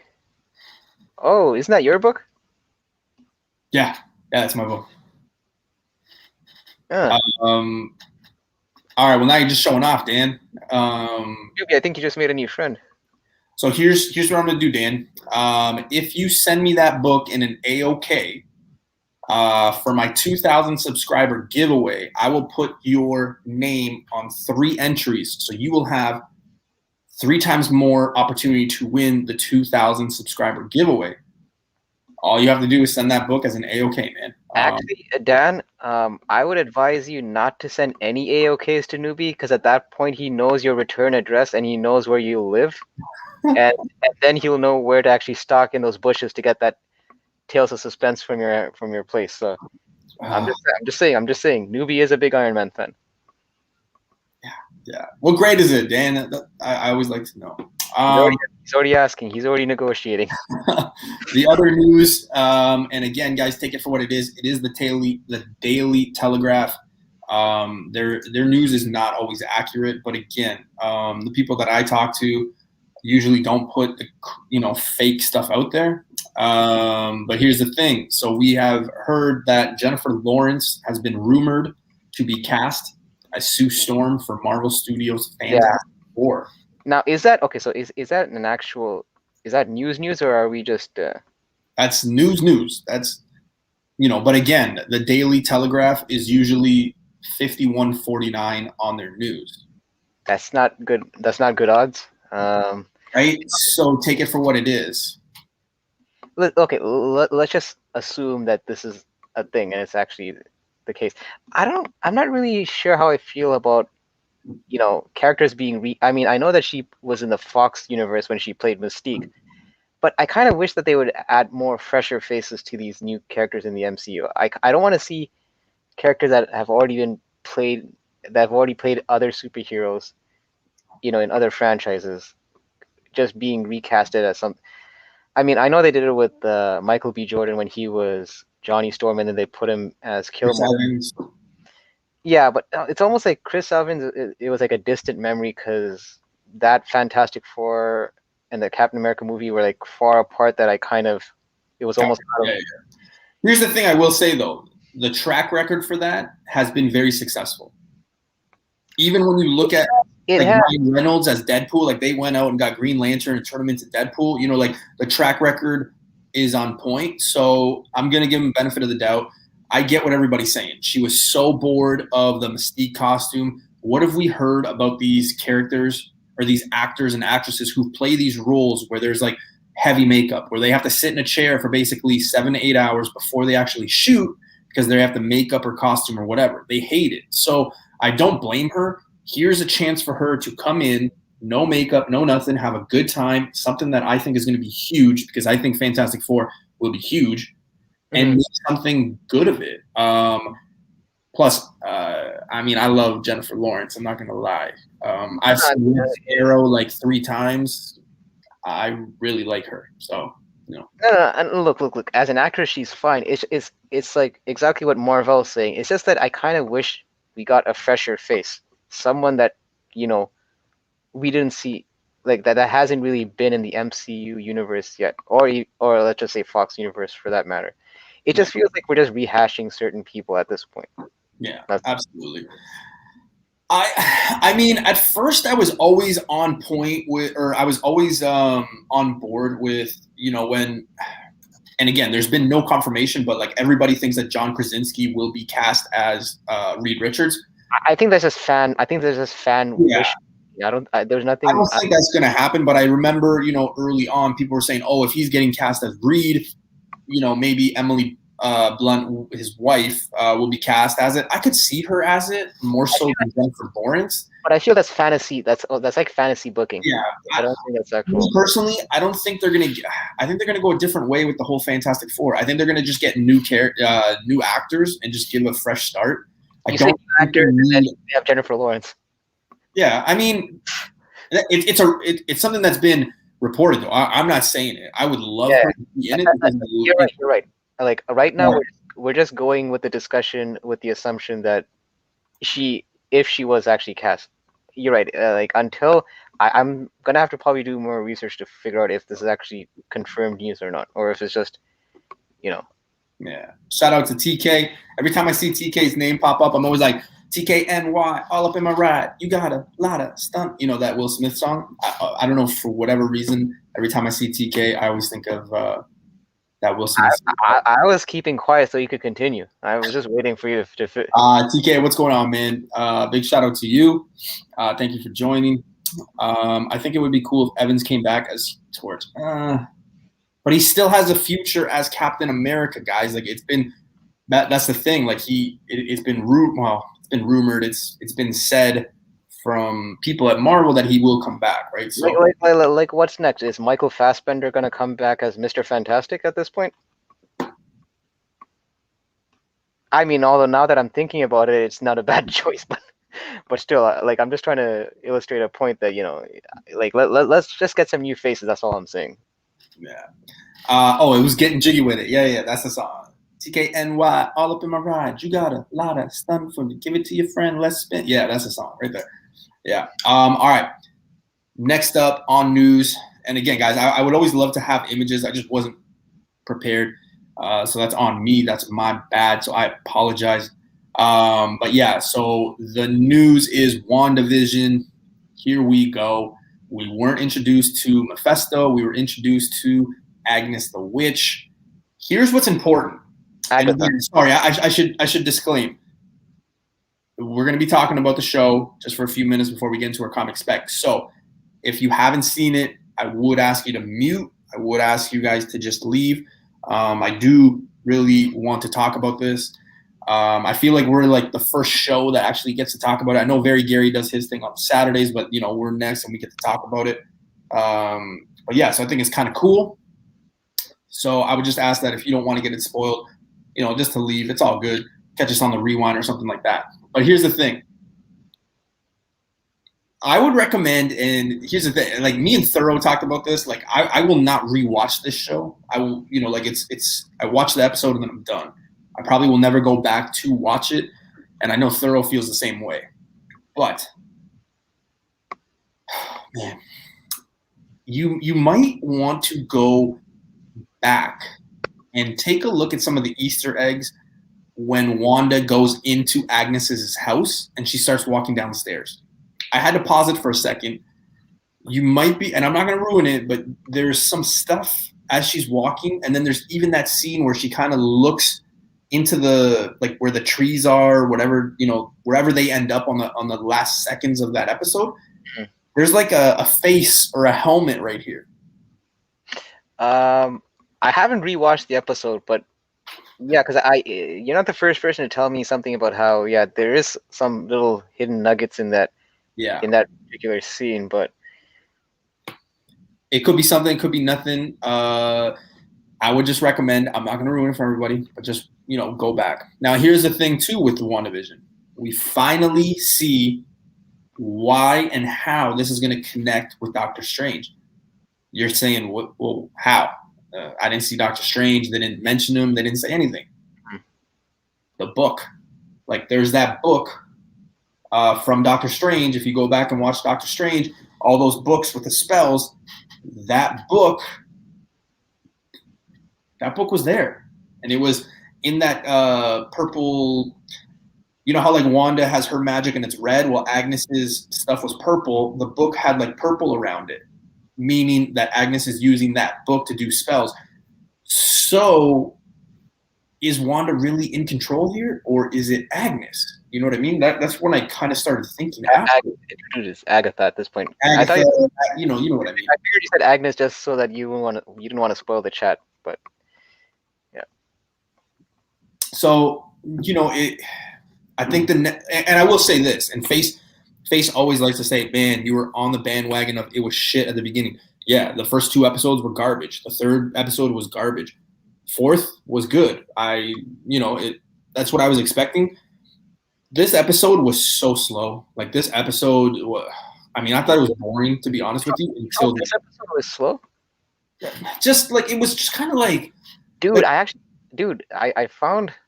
I guess I have a different take on it. I just found that there was a sense of horror in this episode where I was waiting for the other shoe to drop. It was almost like I get what you're saying, how it felt like everything kind of just climaxed at the last scene, but it's just like getting to that point, you kind of knew that shit wasn't right. Just with the little things that were happening here and there, it kind of like gave you that sense of dread almost. I'm just saying I would recommend everybody just you don't even have to watch the whole episode. Just go back to that time where she's going downstairs and take a look what's behind her. There's something here. So I don't know. But the same way that people are, on Beta Ray Bill, where we seen him in Ragnarok, and he like people are saying he's coming up, he's huge. Why? Because we saw him on the side. So this again could be one of those things too. And I don't think it has Galactus. I don't think it has anything to do with Galactus because we're going into Doctor Strange and things like that. But I think Kay Keel, I think she's trying to bring back some people. She has that book for a reason. The only thing that's going to be confusing, and we have I think 3 episodes left, and moving forward, or 2 more. Okay. And moving forward, they're supposed to be an hour. They're not even an hour. They're 38 minutes. And not even that, the credit takes up almost like 7 minutes, I find. Yeah, so we're not even getting like an hour. We're getting 38 minutes. So we got 2 episodes left. But it seems like she has control of Wanda now because the last thing we see in that episode is Wanda's eyes go purple and then the door closes. So it's going to be really interesting to see. Here's the thing. Does she have control of her, or is she just trying to open her eyes to show her what was happening in those? Well, what's the last thing that she said in that episode? She goes, "You're the only one that thinks is in control," and then Wanda's eyes are like, and then they go purple, right? Yeah, but I don't know. It's but it's like what Magic Lasso said. There's a lot more questions than answers. I do find, and I wasn't expecting yet. Obviously, all the answers in this episode, but I do like that we at least are moving forward, and the whole Agatha thing. Because I think that last episode it swerved me at least. I don't know if a lot of people fell for it. Where when she was near the border of the town, yes, and Vision was talking to her. At that point, I'm like, oh shoot, okay, she's not who we thought she was. Yeah, I thought the same. So that was a good swerve on the show's part because I thought okay, but clearly they kind of just did that to kind of get the scent off of Vision. Yeah, it's going to be interesting to see what happens. I'm interested to see how they use her moving forward because, like Sam just said, he's hearing a lot of people saying that Doctor Strange is actually the rabbit in uh, Agatha Agatha's house. That's Or what I. Well, I've heard people say that the rabbit be different people. I've heard someone even say that Mephisto's a rabbit.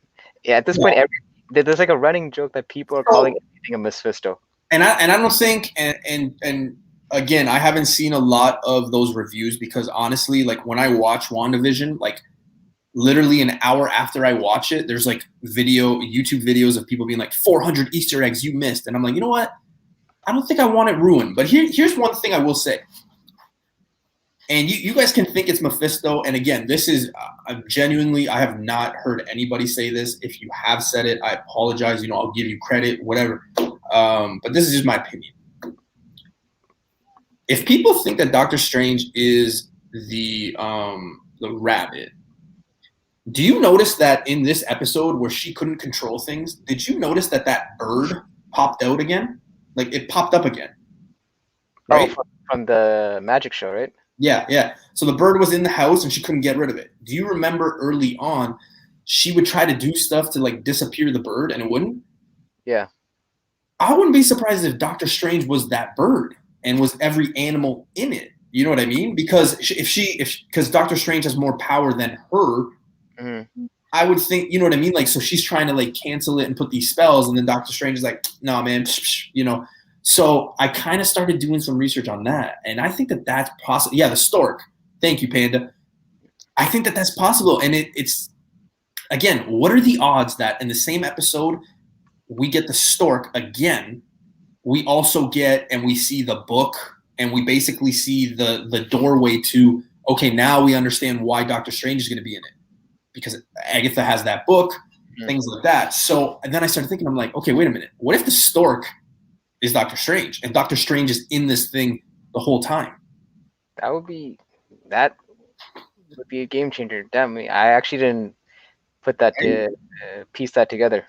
So I was just thinking because as soon as I saw it on Friday, I actually woke up 7 a.m. Eastern time before I went to work, and I watched it. Mm-hmm.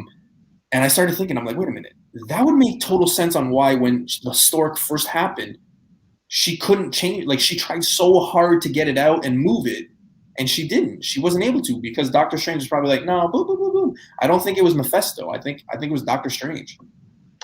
It's, dude. Here's the thing. After this episode, I told myself I have to rewatch now episodes 1 through 6 all over again because I think I wrote off. I'm not gonna say I wrote off some of these like the first 2 episodes, but I definitely had like a WTF moment when I was watching those first 2 episodes.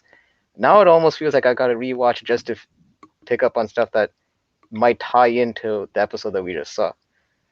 And again, before we continue, what's going on? Comic Forge, what's up, Guy?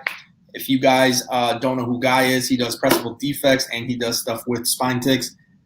I'll always say this: if you don't know who he is, you're probably living on Mars. Make sure you guys go check him out. Solid dude. He's actually done some of the logos of some of the guys that you see on the Wesley, things like that. Yeah, yeah, man, solid dude in the community. I really enjoy him. Funny as hell. I always I was watching him on Spine Ticks yesterday. Yesterday, man, he's hilarious. And who that also popped in. Yeah, who that? Yeah. I feel like Guy and me, like we could. I don't know, man. He just seems like one of those people, genuine people. I can get along with. You know what I mean? You're probably onto something there, newbie. Hey, listen, and again, I just want to let you guys know, I don't read like especially on the shows. I don't read those blogs because I don't want to get it ruined for me. You know what I mean? But I just started thinking when I saw the stork for the second time, I started thinking to myself, I go, what happened the last time the stork happened? Oh yeah, she couldn't get rid of it. She tried her magic. It wasn't going anywhere. Okay, the stork, for whatever reason, comes back, right? Like millions of things could have happened, but the stork came back. And then we get the book, and then we get that like, okay, oh, Doctor Strange, okay, I see how this goes. It's something to be on the lookout for. You know what I mean? You know what I have to say? Because these shows are very short, like take away the credits and all that, you could easily watch, now we're at 7 episodes, Yeah. could watch all 6 episodes and it won't even take up that much of your time if you skip the credits. Oh yeah, dude. I honestly don't. One of my friends who's not into Marvel, he just watches it because he wants something to talk about with me. He's not a comic collector.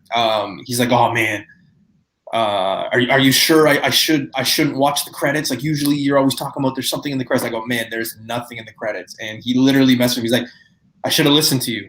I literally have watched the credits on everything. And I go, yeah, well, hey man, there's nothing there. So Okay, speaking of the end credits, I mean, you saw what happened mid-credit, right? Pietro shows up with when Rambo kind of finds that back entrance.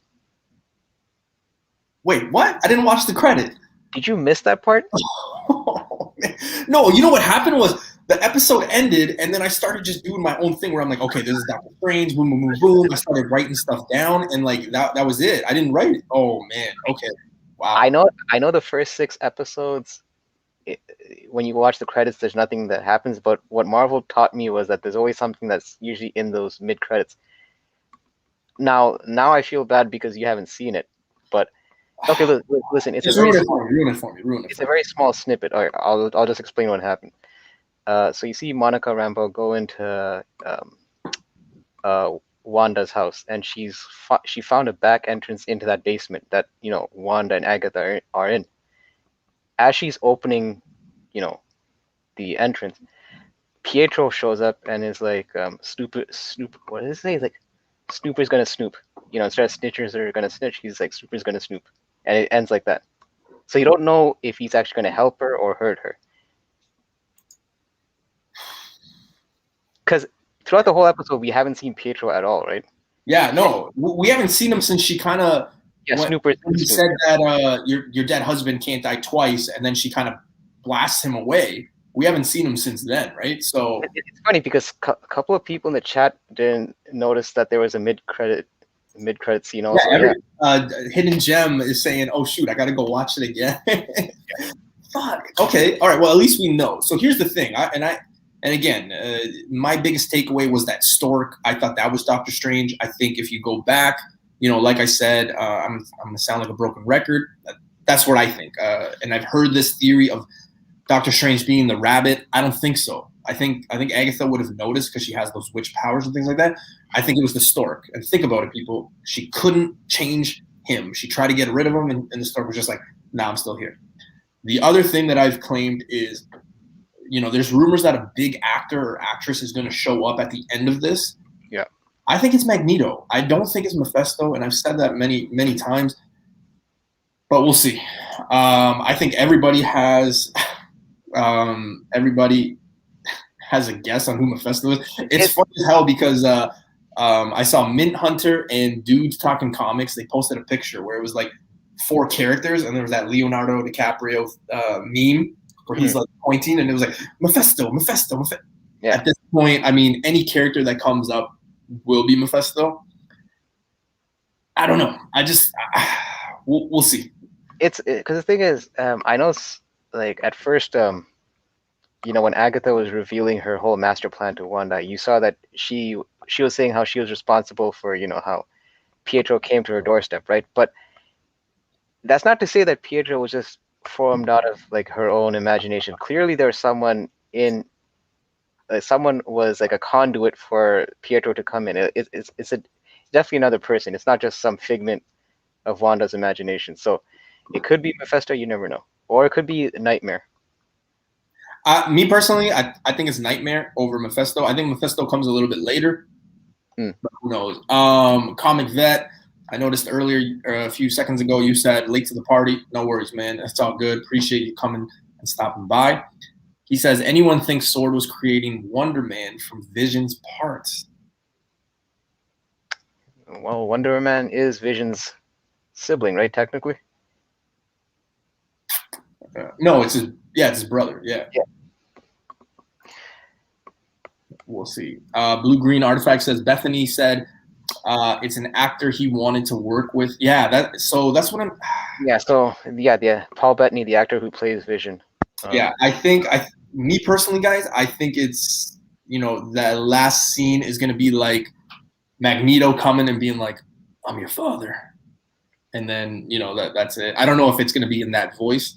But I just have that feeling, man. And today or the other day when I was watching it, I had this Doctor Strange stuff. I felt really good about my prediction and things like that. But at this point, I mean, I think we're all tuning in every Friday and just being like, hey, this is Mephisto, this isn't Mephisto, things like that. Real quick before we get into our spec, Hyper, What's up? do we see Doctor Strange in WandaVision or no? I believe we do. I believe we do. And we do? I just feel like I feel this show is gonna be like a lead into his.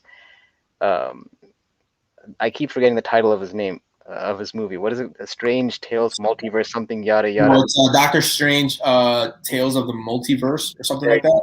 So I just feel that they kind of want to end the show off like with a holy shit moment. So I feel like Doctor Strange will be there.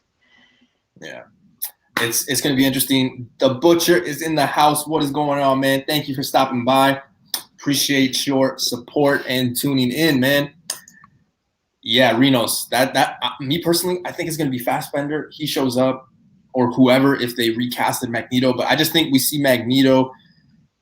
You got to think about this.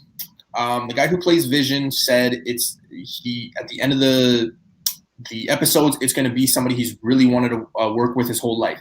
He has already worked with Cumberbatch. He's already worked with him, right? So I don't think it's going to be Doctor Strange. Do I think Doctor Strange shows up? Absolutely, but really quick. I just think, me personally, it's going to be Magneto. So it is what it is. The Butcher saying, where the hell is Blue Marvel? Need to see him.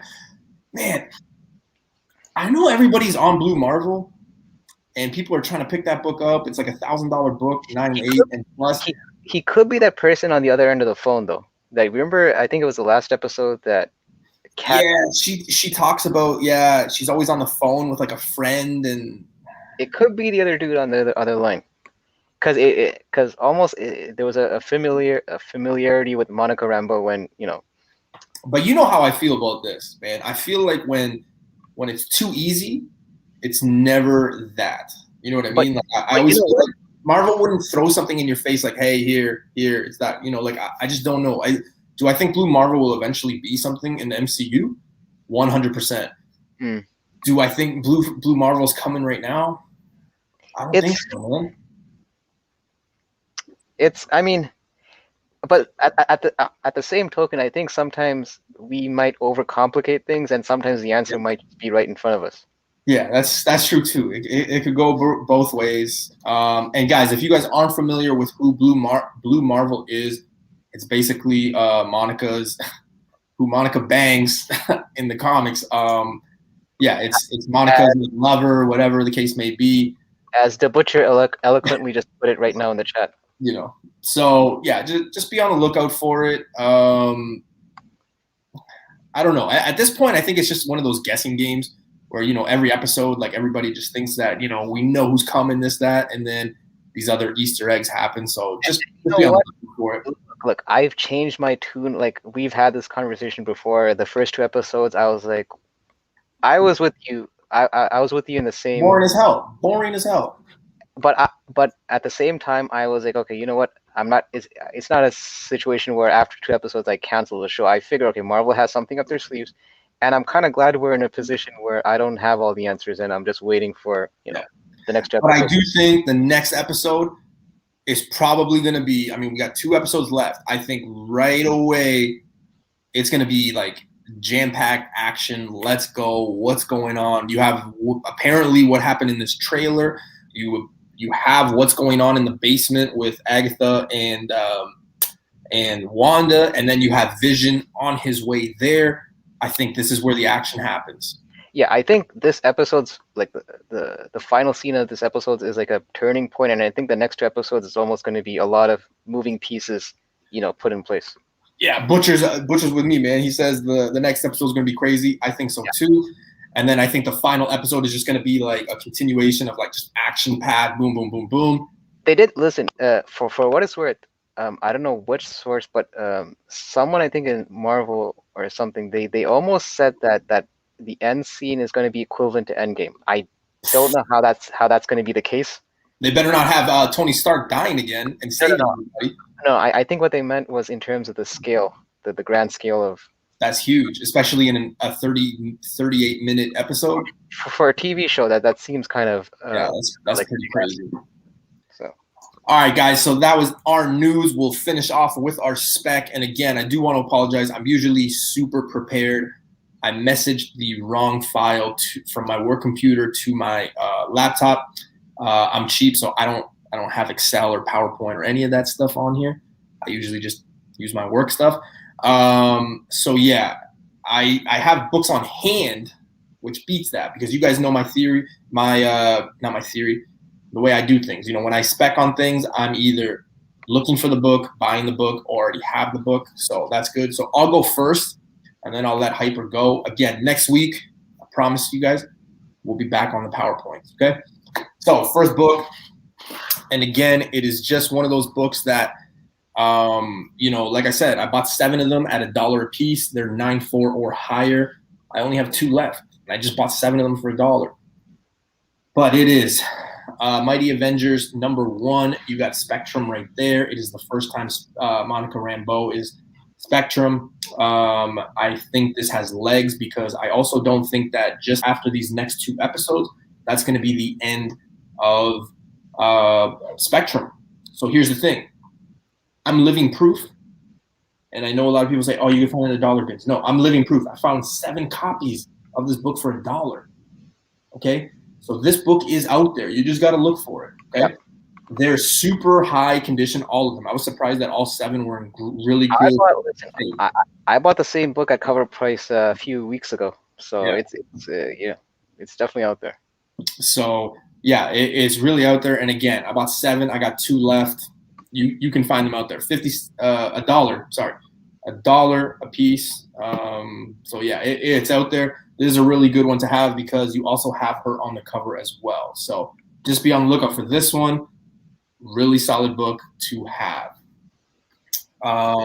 Next book is Miles Morales Spider-Man #6. Again, another book that you can find in the dollar bins. I found this for $3. This is probably a 9.4, 9.6 with no press, no clean. Starling could show up with Miles Morales. Again, the important thing when you spec is you have to look at all the dynamics of what's coming, what's happening, the characters at hand, and the buy-in. This is a $3.50 to $10 book. It's you know, like the buy-in is so cheap. I found $5 in my buddy's couch one time. You know, my grandma gives me $5 here and there all the time. You know, like it is what it is, man. Like you can find this book anywhere. I don't know if you should stack it, but it's also a book that I think that people should be on the lookout for. So definitely be on the lookout for this. First appearance of Starling. Again, it's a modern book, so you want to look for that 9.4 and up always. Well, also, I mean, and this was my point earlier on in your show, right? How I was saying characters like Miles Morales, Miss Marvel, well, to an extent, Captain Marvel, they're still characters that you're trying to build, like that Marvel's trying to build a world around with new characters that they can interact with. Because they're not as full, they don't have a long backstory like Batman, Spider-Man, will, you know. So when you see new characters pop into their realm, you know, pay attention to those because those could be key players down the line. Huge. So with Miles, I think it's wide open, and you guys know how I feel about Spider-Man 234 with his uncle and the Prowler. I think that's a book you really need to have. You really need to get that book. 234, Amazing Spider-Man. Miles Morales' uncle becomes Prowler. It's an introduction to the new Sinister Six. I have a new take on Sinister Six. I would love them to do it with Tom Holland, but I also think that they could set it up super easy right off the bat with Miles. I really do. Because they could say, okay, we're going to get the Sinister Six. Because the question here has always been, how are we going to get Tom Holland to fight 6 villains, right? Like that's just what it's been. But then I started thinking, and somebody said, well, man, why don't they just get Miles and Spider-Gwen and all these other different Spider people and just have the Sinister Six right away where you have that storyline of Miles' uncle, right? So then I started thinking, I'm like, oh shit, okay, that's actually really smart. So ever since then, I've really been on that book. It's super cheap, so I don't know. I've recommended it like a million times. So the next book on the list is, and this is a book. If anytime I pick it up, anytime I see it, I pick it up. It's super cheap. I think this book has a lot of legs. I have 2 copies off to CGC because I thought they were 9.8s. Now here's the problem with this book. It comes in a poly bag. What is the number 1 rule about poly bags? The number 1 rule in poly bags is just because it's in a poly bag does not make it a 9.6, 9.8. Don't ever think that. With that said, I do have one. I do have one in a poly bag. But what is it? Ultimate Fallout 4? No. It's Ghost Rider 28, first appearance of Midnight Suns. Yeah. I really believe in this book. It's cheap enough everywhere. You can pick it up anywhere.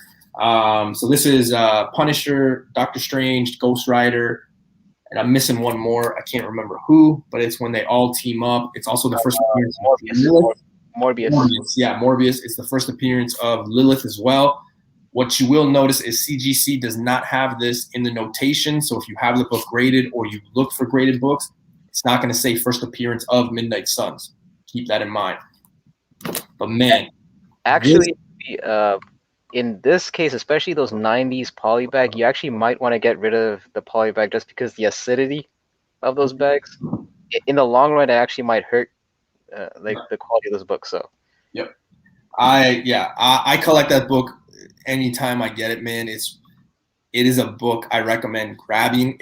It's cheap enough. I mean, near mint copies go for like $9 on eBay. I don't know. I think a lot of people, and I will say this, and again, I hate it because I don't have my PowerPoint. I usually have, the numbers and things like that. But just for you guys to understand, in June that just passed, okay, 9.8 copies CGC were selling for $75 to $85 in a 9.8. Yeah, not bad for a book from the 90s. A 9.8 right now is selling at 180. So just keep that in mind. It's gone up $100 in a few months, so something's got to give. Yeah. The last book I have, and again, it's always nicer when it is in PowerPoint, things like that. But this next book, Hyper, I think you will be in agreement with me. I think a lot of people in the chat might actually already have this book, might have already been on this book. Again, I will tell people this right now. I know it's a common line in our field of the hobby. You can find it in the dollar bins. Again, I am proof that you can find it in the dollar bin. Okay, all the way up in Canada, but you can find it. So today, if you guys check out my Instagram, I mentioned that I went from 9 a.m. till 12:30. I went to a flea market. I literally spent 3.5 hours just going through books. If you guys are all on Wolverine, you will be able to find in dollar bins Hulk 181. No, I'm just fucking with you. I just want to get everybody up like, what? You found Hulk 181 in a dollar bin? No, I didn't find Hulk 181 in a dollar bin. Don't play with my emotions right now. Here's the thing. We all know Wolverine is going to come. It's going to be huge. X-Men are coming. It's going to be huge. Okay. What do you need to do right now? You need to get anything that's related to Wolverine, whether that be Origin, whether that be Cameo, whether that be whatever. Here's a book that is super undervalued that could be something later down the road. And I will tell you this, guys, right now, I bought each book for $2.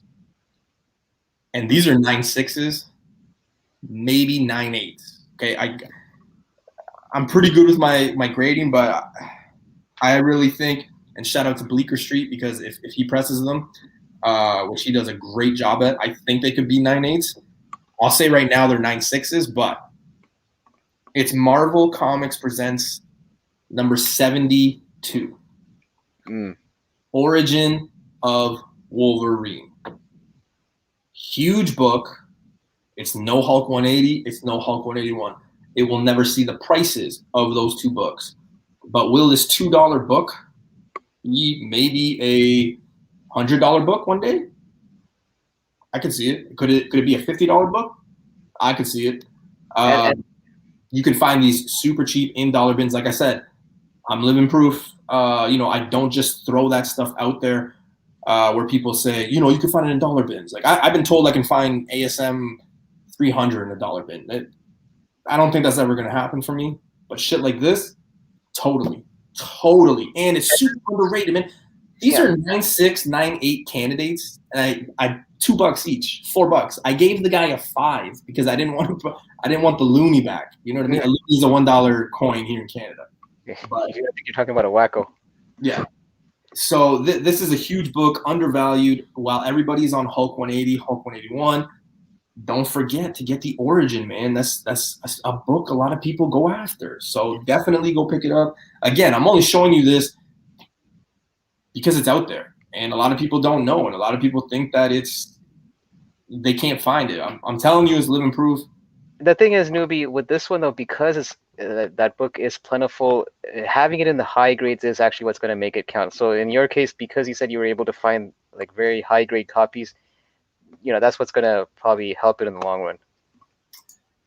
Dan, I agree with you 100%, man. I think grabbing Hulk 180 straight investment is a smart play right now. Super smart play. Especially if you can't get 181. Well, let's face it, Hulk 181, the prices are crazy. You know what I mean? Like, it is unreal. So if you can get your hands, I think a 5.0 in Canadian dollars is selling for $880. That's not pretty bad. Like, that's not bad for a 180. It's going to take time for it to get a bump and things like that. But yeah, I think it's smart.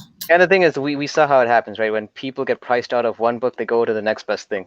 And I mean, Wolverine, like Hulk 181, has already been priced out for the longest time, but it's just getting to another level. So people are just going to gravitate towards 180. Yeah. King of Golden State, what is going on, man? Pleasure to have you here. If you guys want to talk about legendary dollar bin finds, this is the man. This is the guy. Again, one of the nicest guys in the community as well. Solid dude. Appreciate you joining us, man. I think him and UDX almost have a tie on that. Yeah. Let's see here. Blue Green Artifact says sells for just under 209.8. That's crazy, man. K Peel, Hulk 182 is the second appearance in Cameo. Yeah, 182 is actually getting a lot of heat lately. I know Comic Knight just sold his. I think he said it was a 6.0 for he got $600 for his copy. I can't remember if it was graded or not. We were talking about it. So yeah, that one's good too. But I would probably recommend, if you can't afford 181, probably jump on 180. But again, this book right here, it's in dollar bins, guys. And I'm telling you right now, these are 9.6, 9.8s all day. Like, I am shocked. And the guy that was selling me at the flea market was like, "Oh yeah, it's I put those in there. It was cool."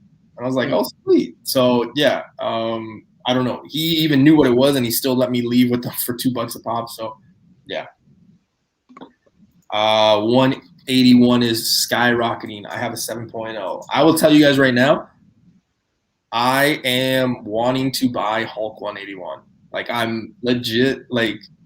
Welcome to the club. 6.0 or lower, I'm thinking about it. Yeah, I really am. So join the club, newbie. Yeah, it is what it is. If anyone's got one under the 6.0 mark, get at me. For real, get at me. I'm interested. I'm open for business with it. I will sell you all my blockbuster stocks that I have. You just let me know how much stock options you want, and yeah, we can talk. Panda saying that's what happens. That's what happened with Teenage Mutant Ninja Turtles Avengers 1. TMNT 1 became out of reach. So what became the next thing? A Teenage Mutant Ninja Turtles Avengers 1. A 9.8. Yeah, dude. I actually talked to a guy. His name is Steve. He actually has been collecting for like 40 years. And I actually sent him your way. So I don't know if he's contacted you. But he actually has the original Teenage Mutant Ninja Turtles #1 in like 9.6. Like, he bought them off the shelf, basically. Well, I won't be able to afford that. Yeah, and he said he messaged me and he's like, "Hey man, I just got an offer for like 20 grand. What do you think?" And I was like, That definitely wasn't for me. I mean, I told him, I said, "Listen, I don't know anything about Teenage Mutant Ninja Turtles. I'll send you to Hyper because he's the Teenage Mutant Ninja Turtles." Oh, it's Smart Pig. Smart Pig, yes. But yeah, he's got a crazy. So yeah, I want to be that guy like 20 years from now to be like, "Oh yeah, I bought that book. I bought that book off the shelf," and I want people to be like, "What?" But you know. Yeah, I mean, who knows what the market's going to be like in 20 years with the books that we are collecting on New Comic Book Day? Yeah. If we're gonna, I mean, I'm going big. I'm hoping Venom 25 is huge, but you know. But you know what? This is why characters like Miles Morales, like those young generation characters that people are buying into, it might not be a bad idea because you never know what those books are going to be in 15, 10, 20, because listen, you can't have the same characters like, carrying the torch, all this. The torch has to be passed at some point. So. Wow, hidden gem, man. That is crazy. You know what? There are some really good stories out there in dollar bins. And I always say to people, I go, when you go to the stores that have them, take the time. You I don't never know. know. The newbie. I don't know if you saw, Johnny Rosado, right? From Yep. IG. Yep. He posted on Instagram how he found Ultimate Fallout 4 in the poly bag for $24 at a thrift store. Right? Or no, a Value Village or something? A thrift store, yeah. So it's like a Value Village. Yeah. He found that for $24 in the poly bag. So, comic karma works in mysterious ways. Dan, I think we have the same thing. My girlfriend is the most man. She's the one that tells me to pull the trigger on some books. I'll be like, I don't know, babe. I don't know if I can spend that kind of money on a book. And she'll be like, no, you go buy it. Right. So it is always nice when we have our partners being supportive. I think that's super key. It goes a long way, right? Especially when you're with someone who supports what you collect and things like that. So I'm looking at West Coast Avengers 45 and Hulk 162. Yeah, I think I heard you or saw that you were talking about that, and I think I asked you. Yeah, My Value Village doesn't have comics. You know what? My Value Village does have comics from time to time, but they're never great. They're never bagged or anything. So I don't know. We'll see. Again, guys, before Hyper goes and starts his spec stuff, I will say, if anyone knows of anybody selling a Hulk 181 under a 6.0, please let me know.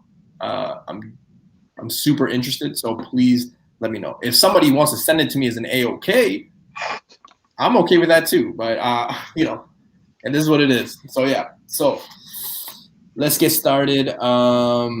In Pure Guso, Silver Surfer #1 has blown up. Again, you have the same thing going on, right? Like a lot of people think that Fantastic Four 48 is out of reach. So what are they going to do? They're going to go to Silver Surfer 1. It's just the way the game works. I will say this, though. Keep in mind, the print run on Fantastic Four 48 is massive. So once Silver Surfer comes, you're going to see a lot of those high-grade copies come out of the woodwork and start selling. So I don't know what that's going to do for the lower graded copies. So that's just something to keep an eye out. I'm not saying don't buy the lower grades of the book, but just go look at the print run and things like that. I think you'll be surprised because once Silver Surfer comes, I think all those higher ends are going to come out, and it's actually going to make those lower copies just not as expensive. You know what I mean? It obviously is going to depend at what price point those higher end book. Like if it starts hitting new benchmarks, then it obviously is going to trickle down to the lower end. So it's really going to depend how high those high end books will be priced at. Pure Guso says he's got a Hulk 181 7.0 5K. 5K Canadian or American. If you want 5K Canadian for it, just let me know when. If it's 5K Canadian for a 7.0, because I've been looking at the prices for a 181, that's actually not a bad deal. No, that's not. Oh, US.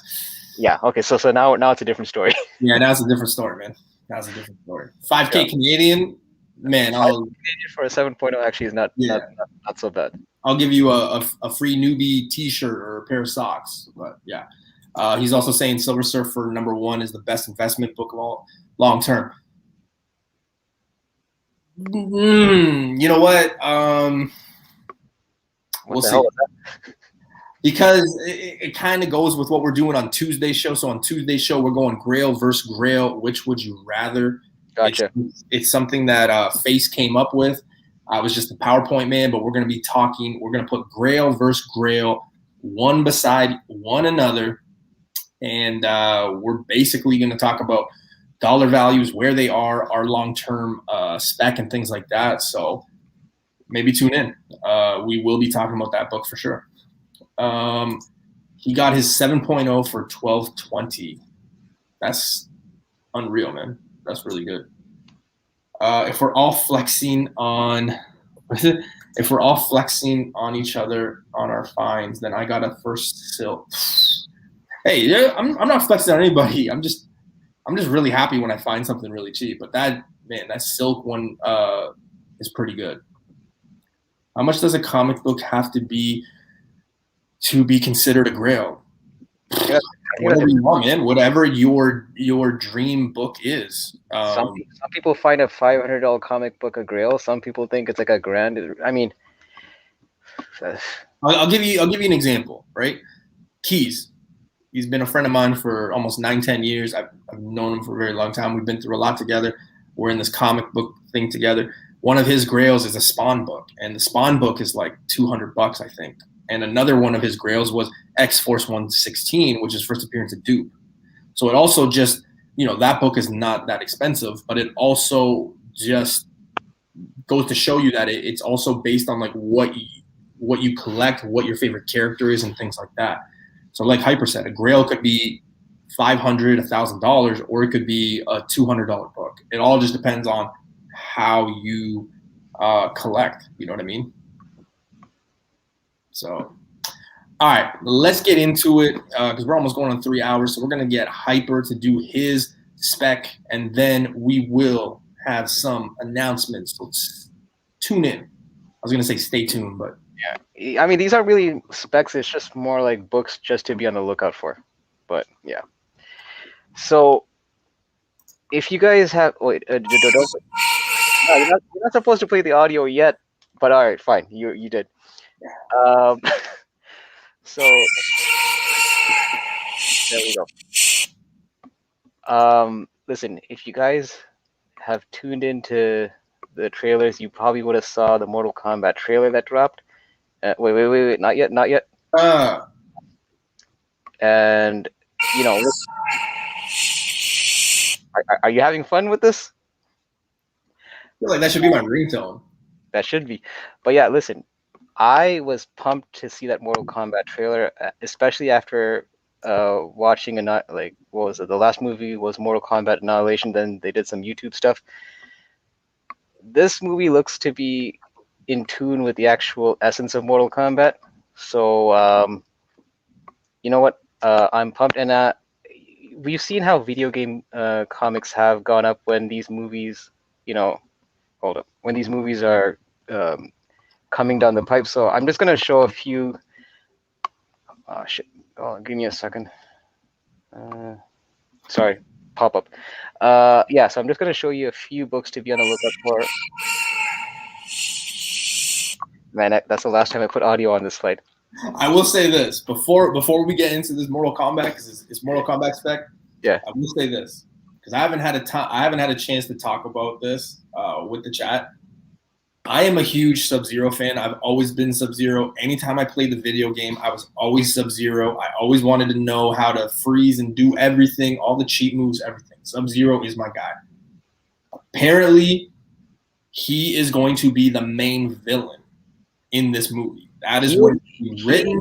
He came off like a pretty bad, a badass this trailer. But I will say this: as a Mortal Kombat fan who has seen the Mortal Kombat movies, who has been waiting long, I've been waiting a long time. Just a lot of you have for this movie to come out.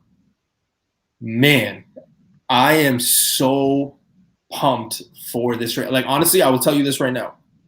I was watching it, and as soon as I clicked it, I'm like, this seems like DC. I don't think I'm gonna be ready for this. And then it started, and I was like, The fatalities, they actually. oh yeah, the fatalities are there, Yeah. and you finally get what everybody's been wanting.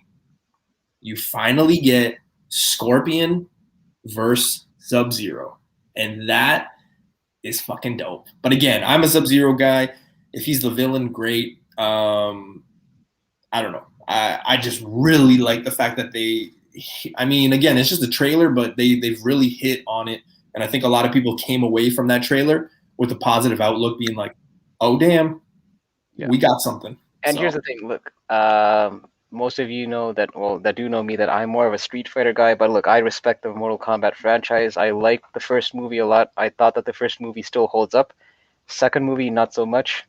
And I'm just glad that this movie is going in that R-rated direction where, you're getting the fatalities and it's actually focusing on the brutality of Mortal Kombat. So yeah, when he freezes the blood and then stabs him with it, I was like, "Ooh." Now again, I will say this: I talked about Mortal Kombat like 2.5 months, 3 months ago. You guys, I mean, you got to go back a few shows, but I talked about Mortal Kombat, and I said to you guys, my sources told me there will be no Johnny Cage.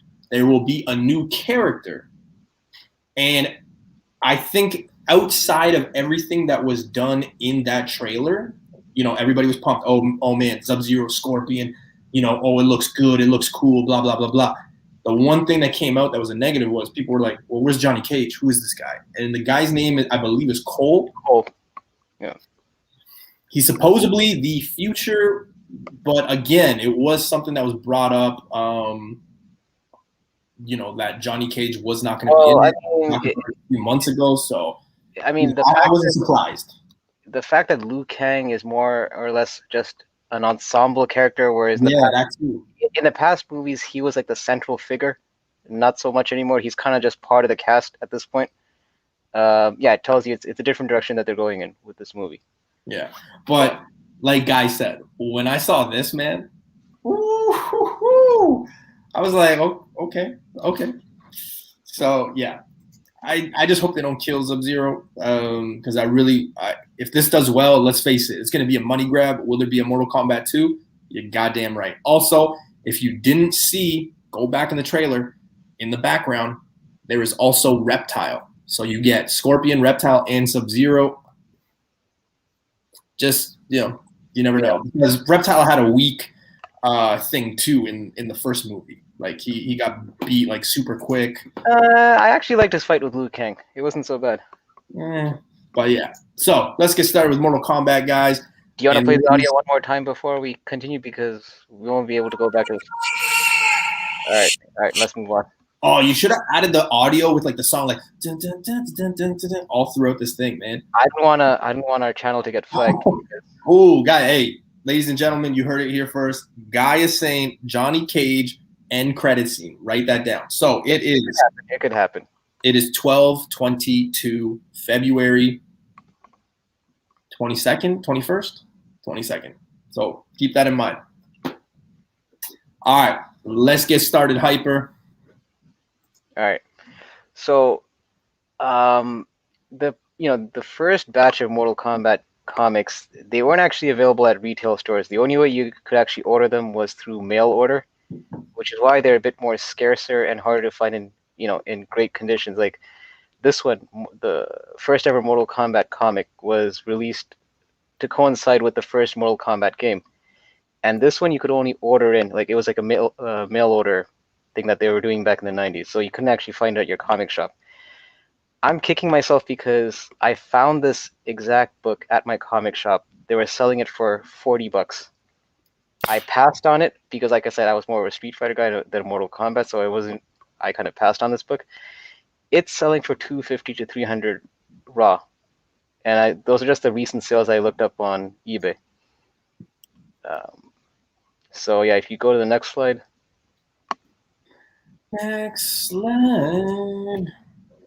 Same thing with this one, Mortal Kombat 2. This one came out around the time when MK2 the game came out. This one is not that far behind. It's between 175 to 200.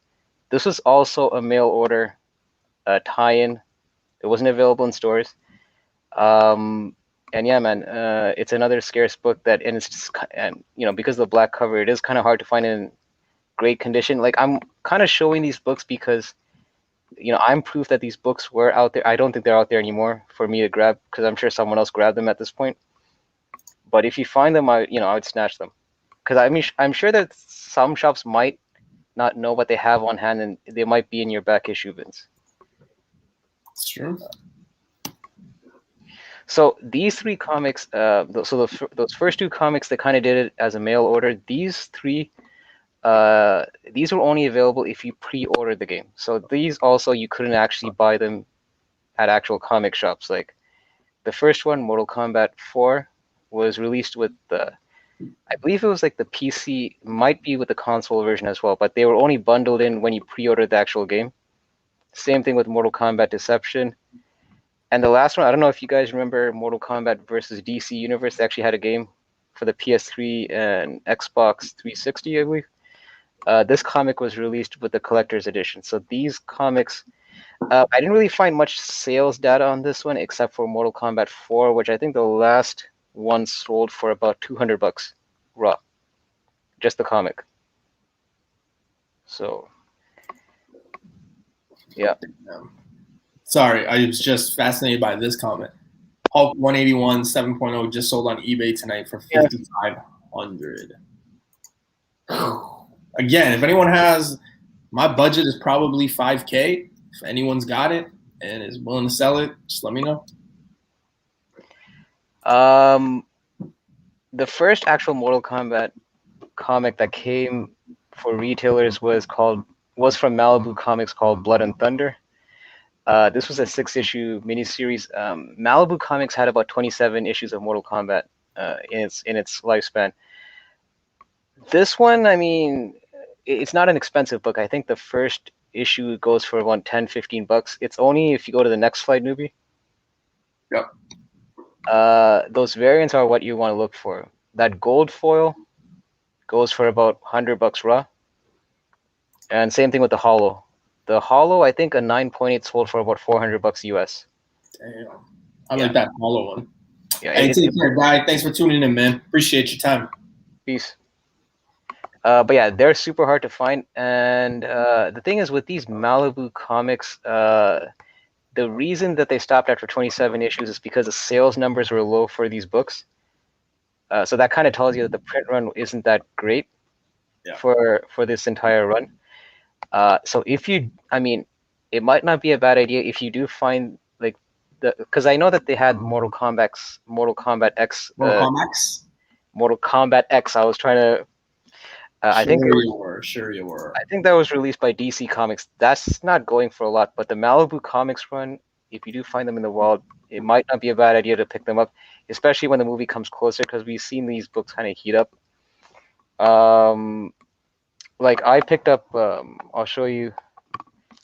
Like I picked up this 6-issue set, Mortal Kombat Battle Wave. I picked it up for $30 at my LCS. Some of these issues in this set was selling for about $20 alone, raw, and the full set I think I saw it go for between $60 to $70. And I'm sure that once these books dry up, the prices will go higher, especially if the movie does really well. We've seen it happen with other series like Witcher and God of War. Like, I know people are not really a fan of video game books because they feel that there's not much longevity, because once that movie pops, there might be a drop. That's what I'm saying. Like, it might be a flip. Like, you might want to buy it low and then, flip it when the movie does really well. So this is probably the perfect time to buy almost anything Mortal Kombat, to be honest with you, because let's face it, once something hits and sticks and it becomes hot, anything surrounded with it will become hot too. So a lot of people don't even know that Mortal Kombat has comics. So that's also another thing to keep on the lookout for. You know what I mean? So again, it's something to be on the lookout for. With that said, that gold cover, I mean, they're hard to find though, because I only saw one sale. One confirmed sale was like, I think $115 US. For that gold. The other thing too is they are so hard because this reminds me of some of those Avenger books that have there's like a bronze one, a gold one, a silver one. They're so hard in good condition. So make sure you guys do your research when you do come across it because, I mean, if you're paying if you're paying $10 for a book that's like a 2.0 or something, or it's banged up, I mean, I'd probably just leave it there, to be honest with you. I'm not that kind of guy. But if you can get one in really good condition, man, the payout could be good, especially on a flip. So, because and that's the thing. I mean, it really hinges on. I feel that the movie will be a success. Especially, I don't think that we're gonna end it off with just one Mortal Kombat movie. I think, based on the trailer, I think it's setting up for multiple movies in this franchise. So, but yeah, man, I wouldn't. I'm not gonna say that this is gonna be a book that you should hold for 20 years and then no. but it's one of those things that'll probably spike when the movie does Yep. well. And then get out. Yeah. But as a collector, look, I'm a fan of fighting games, so I probably will be picking up some of these if I could find them on the cheap. Yeah. So. Hyper combo finish. Yeah. And that was Hyper Combos Spec. Again, I want to thank Hyper for bringing in a PowerPoint. Again, guys, if you're just joining us, we're 3 hours deep. I totally forgot to send my PowerPoint from my work computer to my personal computer. So I didn't have it. I showed off the books. So Hyper, I do thank you for doing that.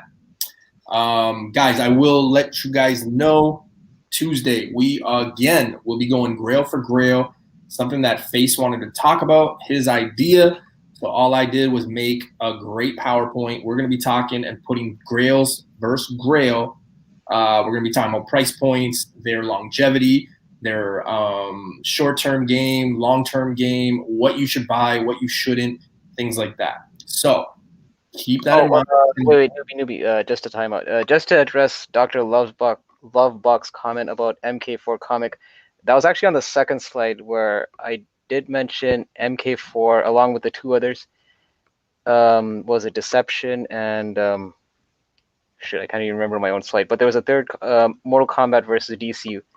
That one is not so rare, but MK Deception and MK4, those two comics are pretty rare because, like I said, they were only bundled with the game itself, and there's not a lot of copies floating around on eBay. So yeah, he is right. They are one of the rarer comics.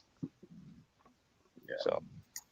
Oh, Dan, thanks, man, so much. I thought I recognized your name from Journals, but yeah, Journals a solid dude. Thank you for tuning in, man. I really appreciate it.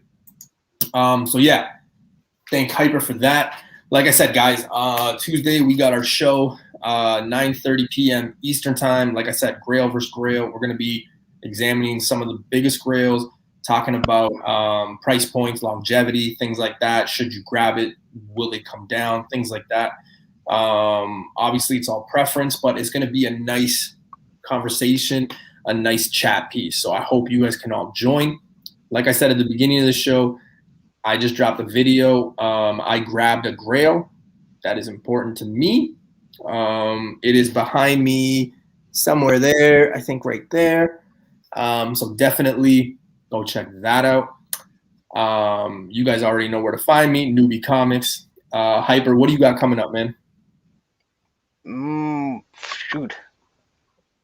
I still got to drop those videos that I was supposed to drop, but it's just, it's just been getting in the way, but hoping to drop it. I'm not going to put a timeline because every time I say I'm going to drop it this week, it keeps getting pushed. So I'm just going to say I'll drop it when I drop it. Yeah, it happens, man. Life's crazy. Hey, it is what it is. But yeah, you guys can find Hyper at Hyper Combo Comics on Instagram and his YouTube channel. I have the description. I have his link in the description below, and I think our man Panda put his stuff on there. But come on, guys, let's face it. If you guys are joining and you guys haven't subbed up Hyper, you're missing out. All right. So as always, I'll leave you with this.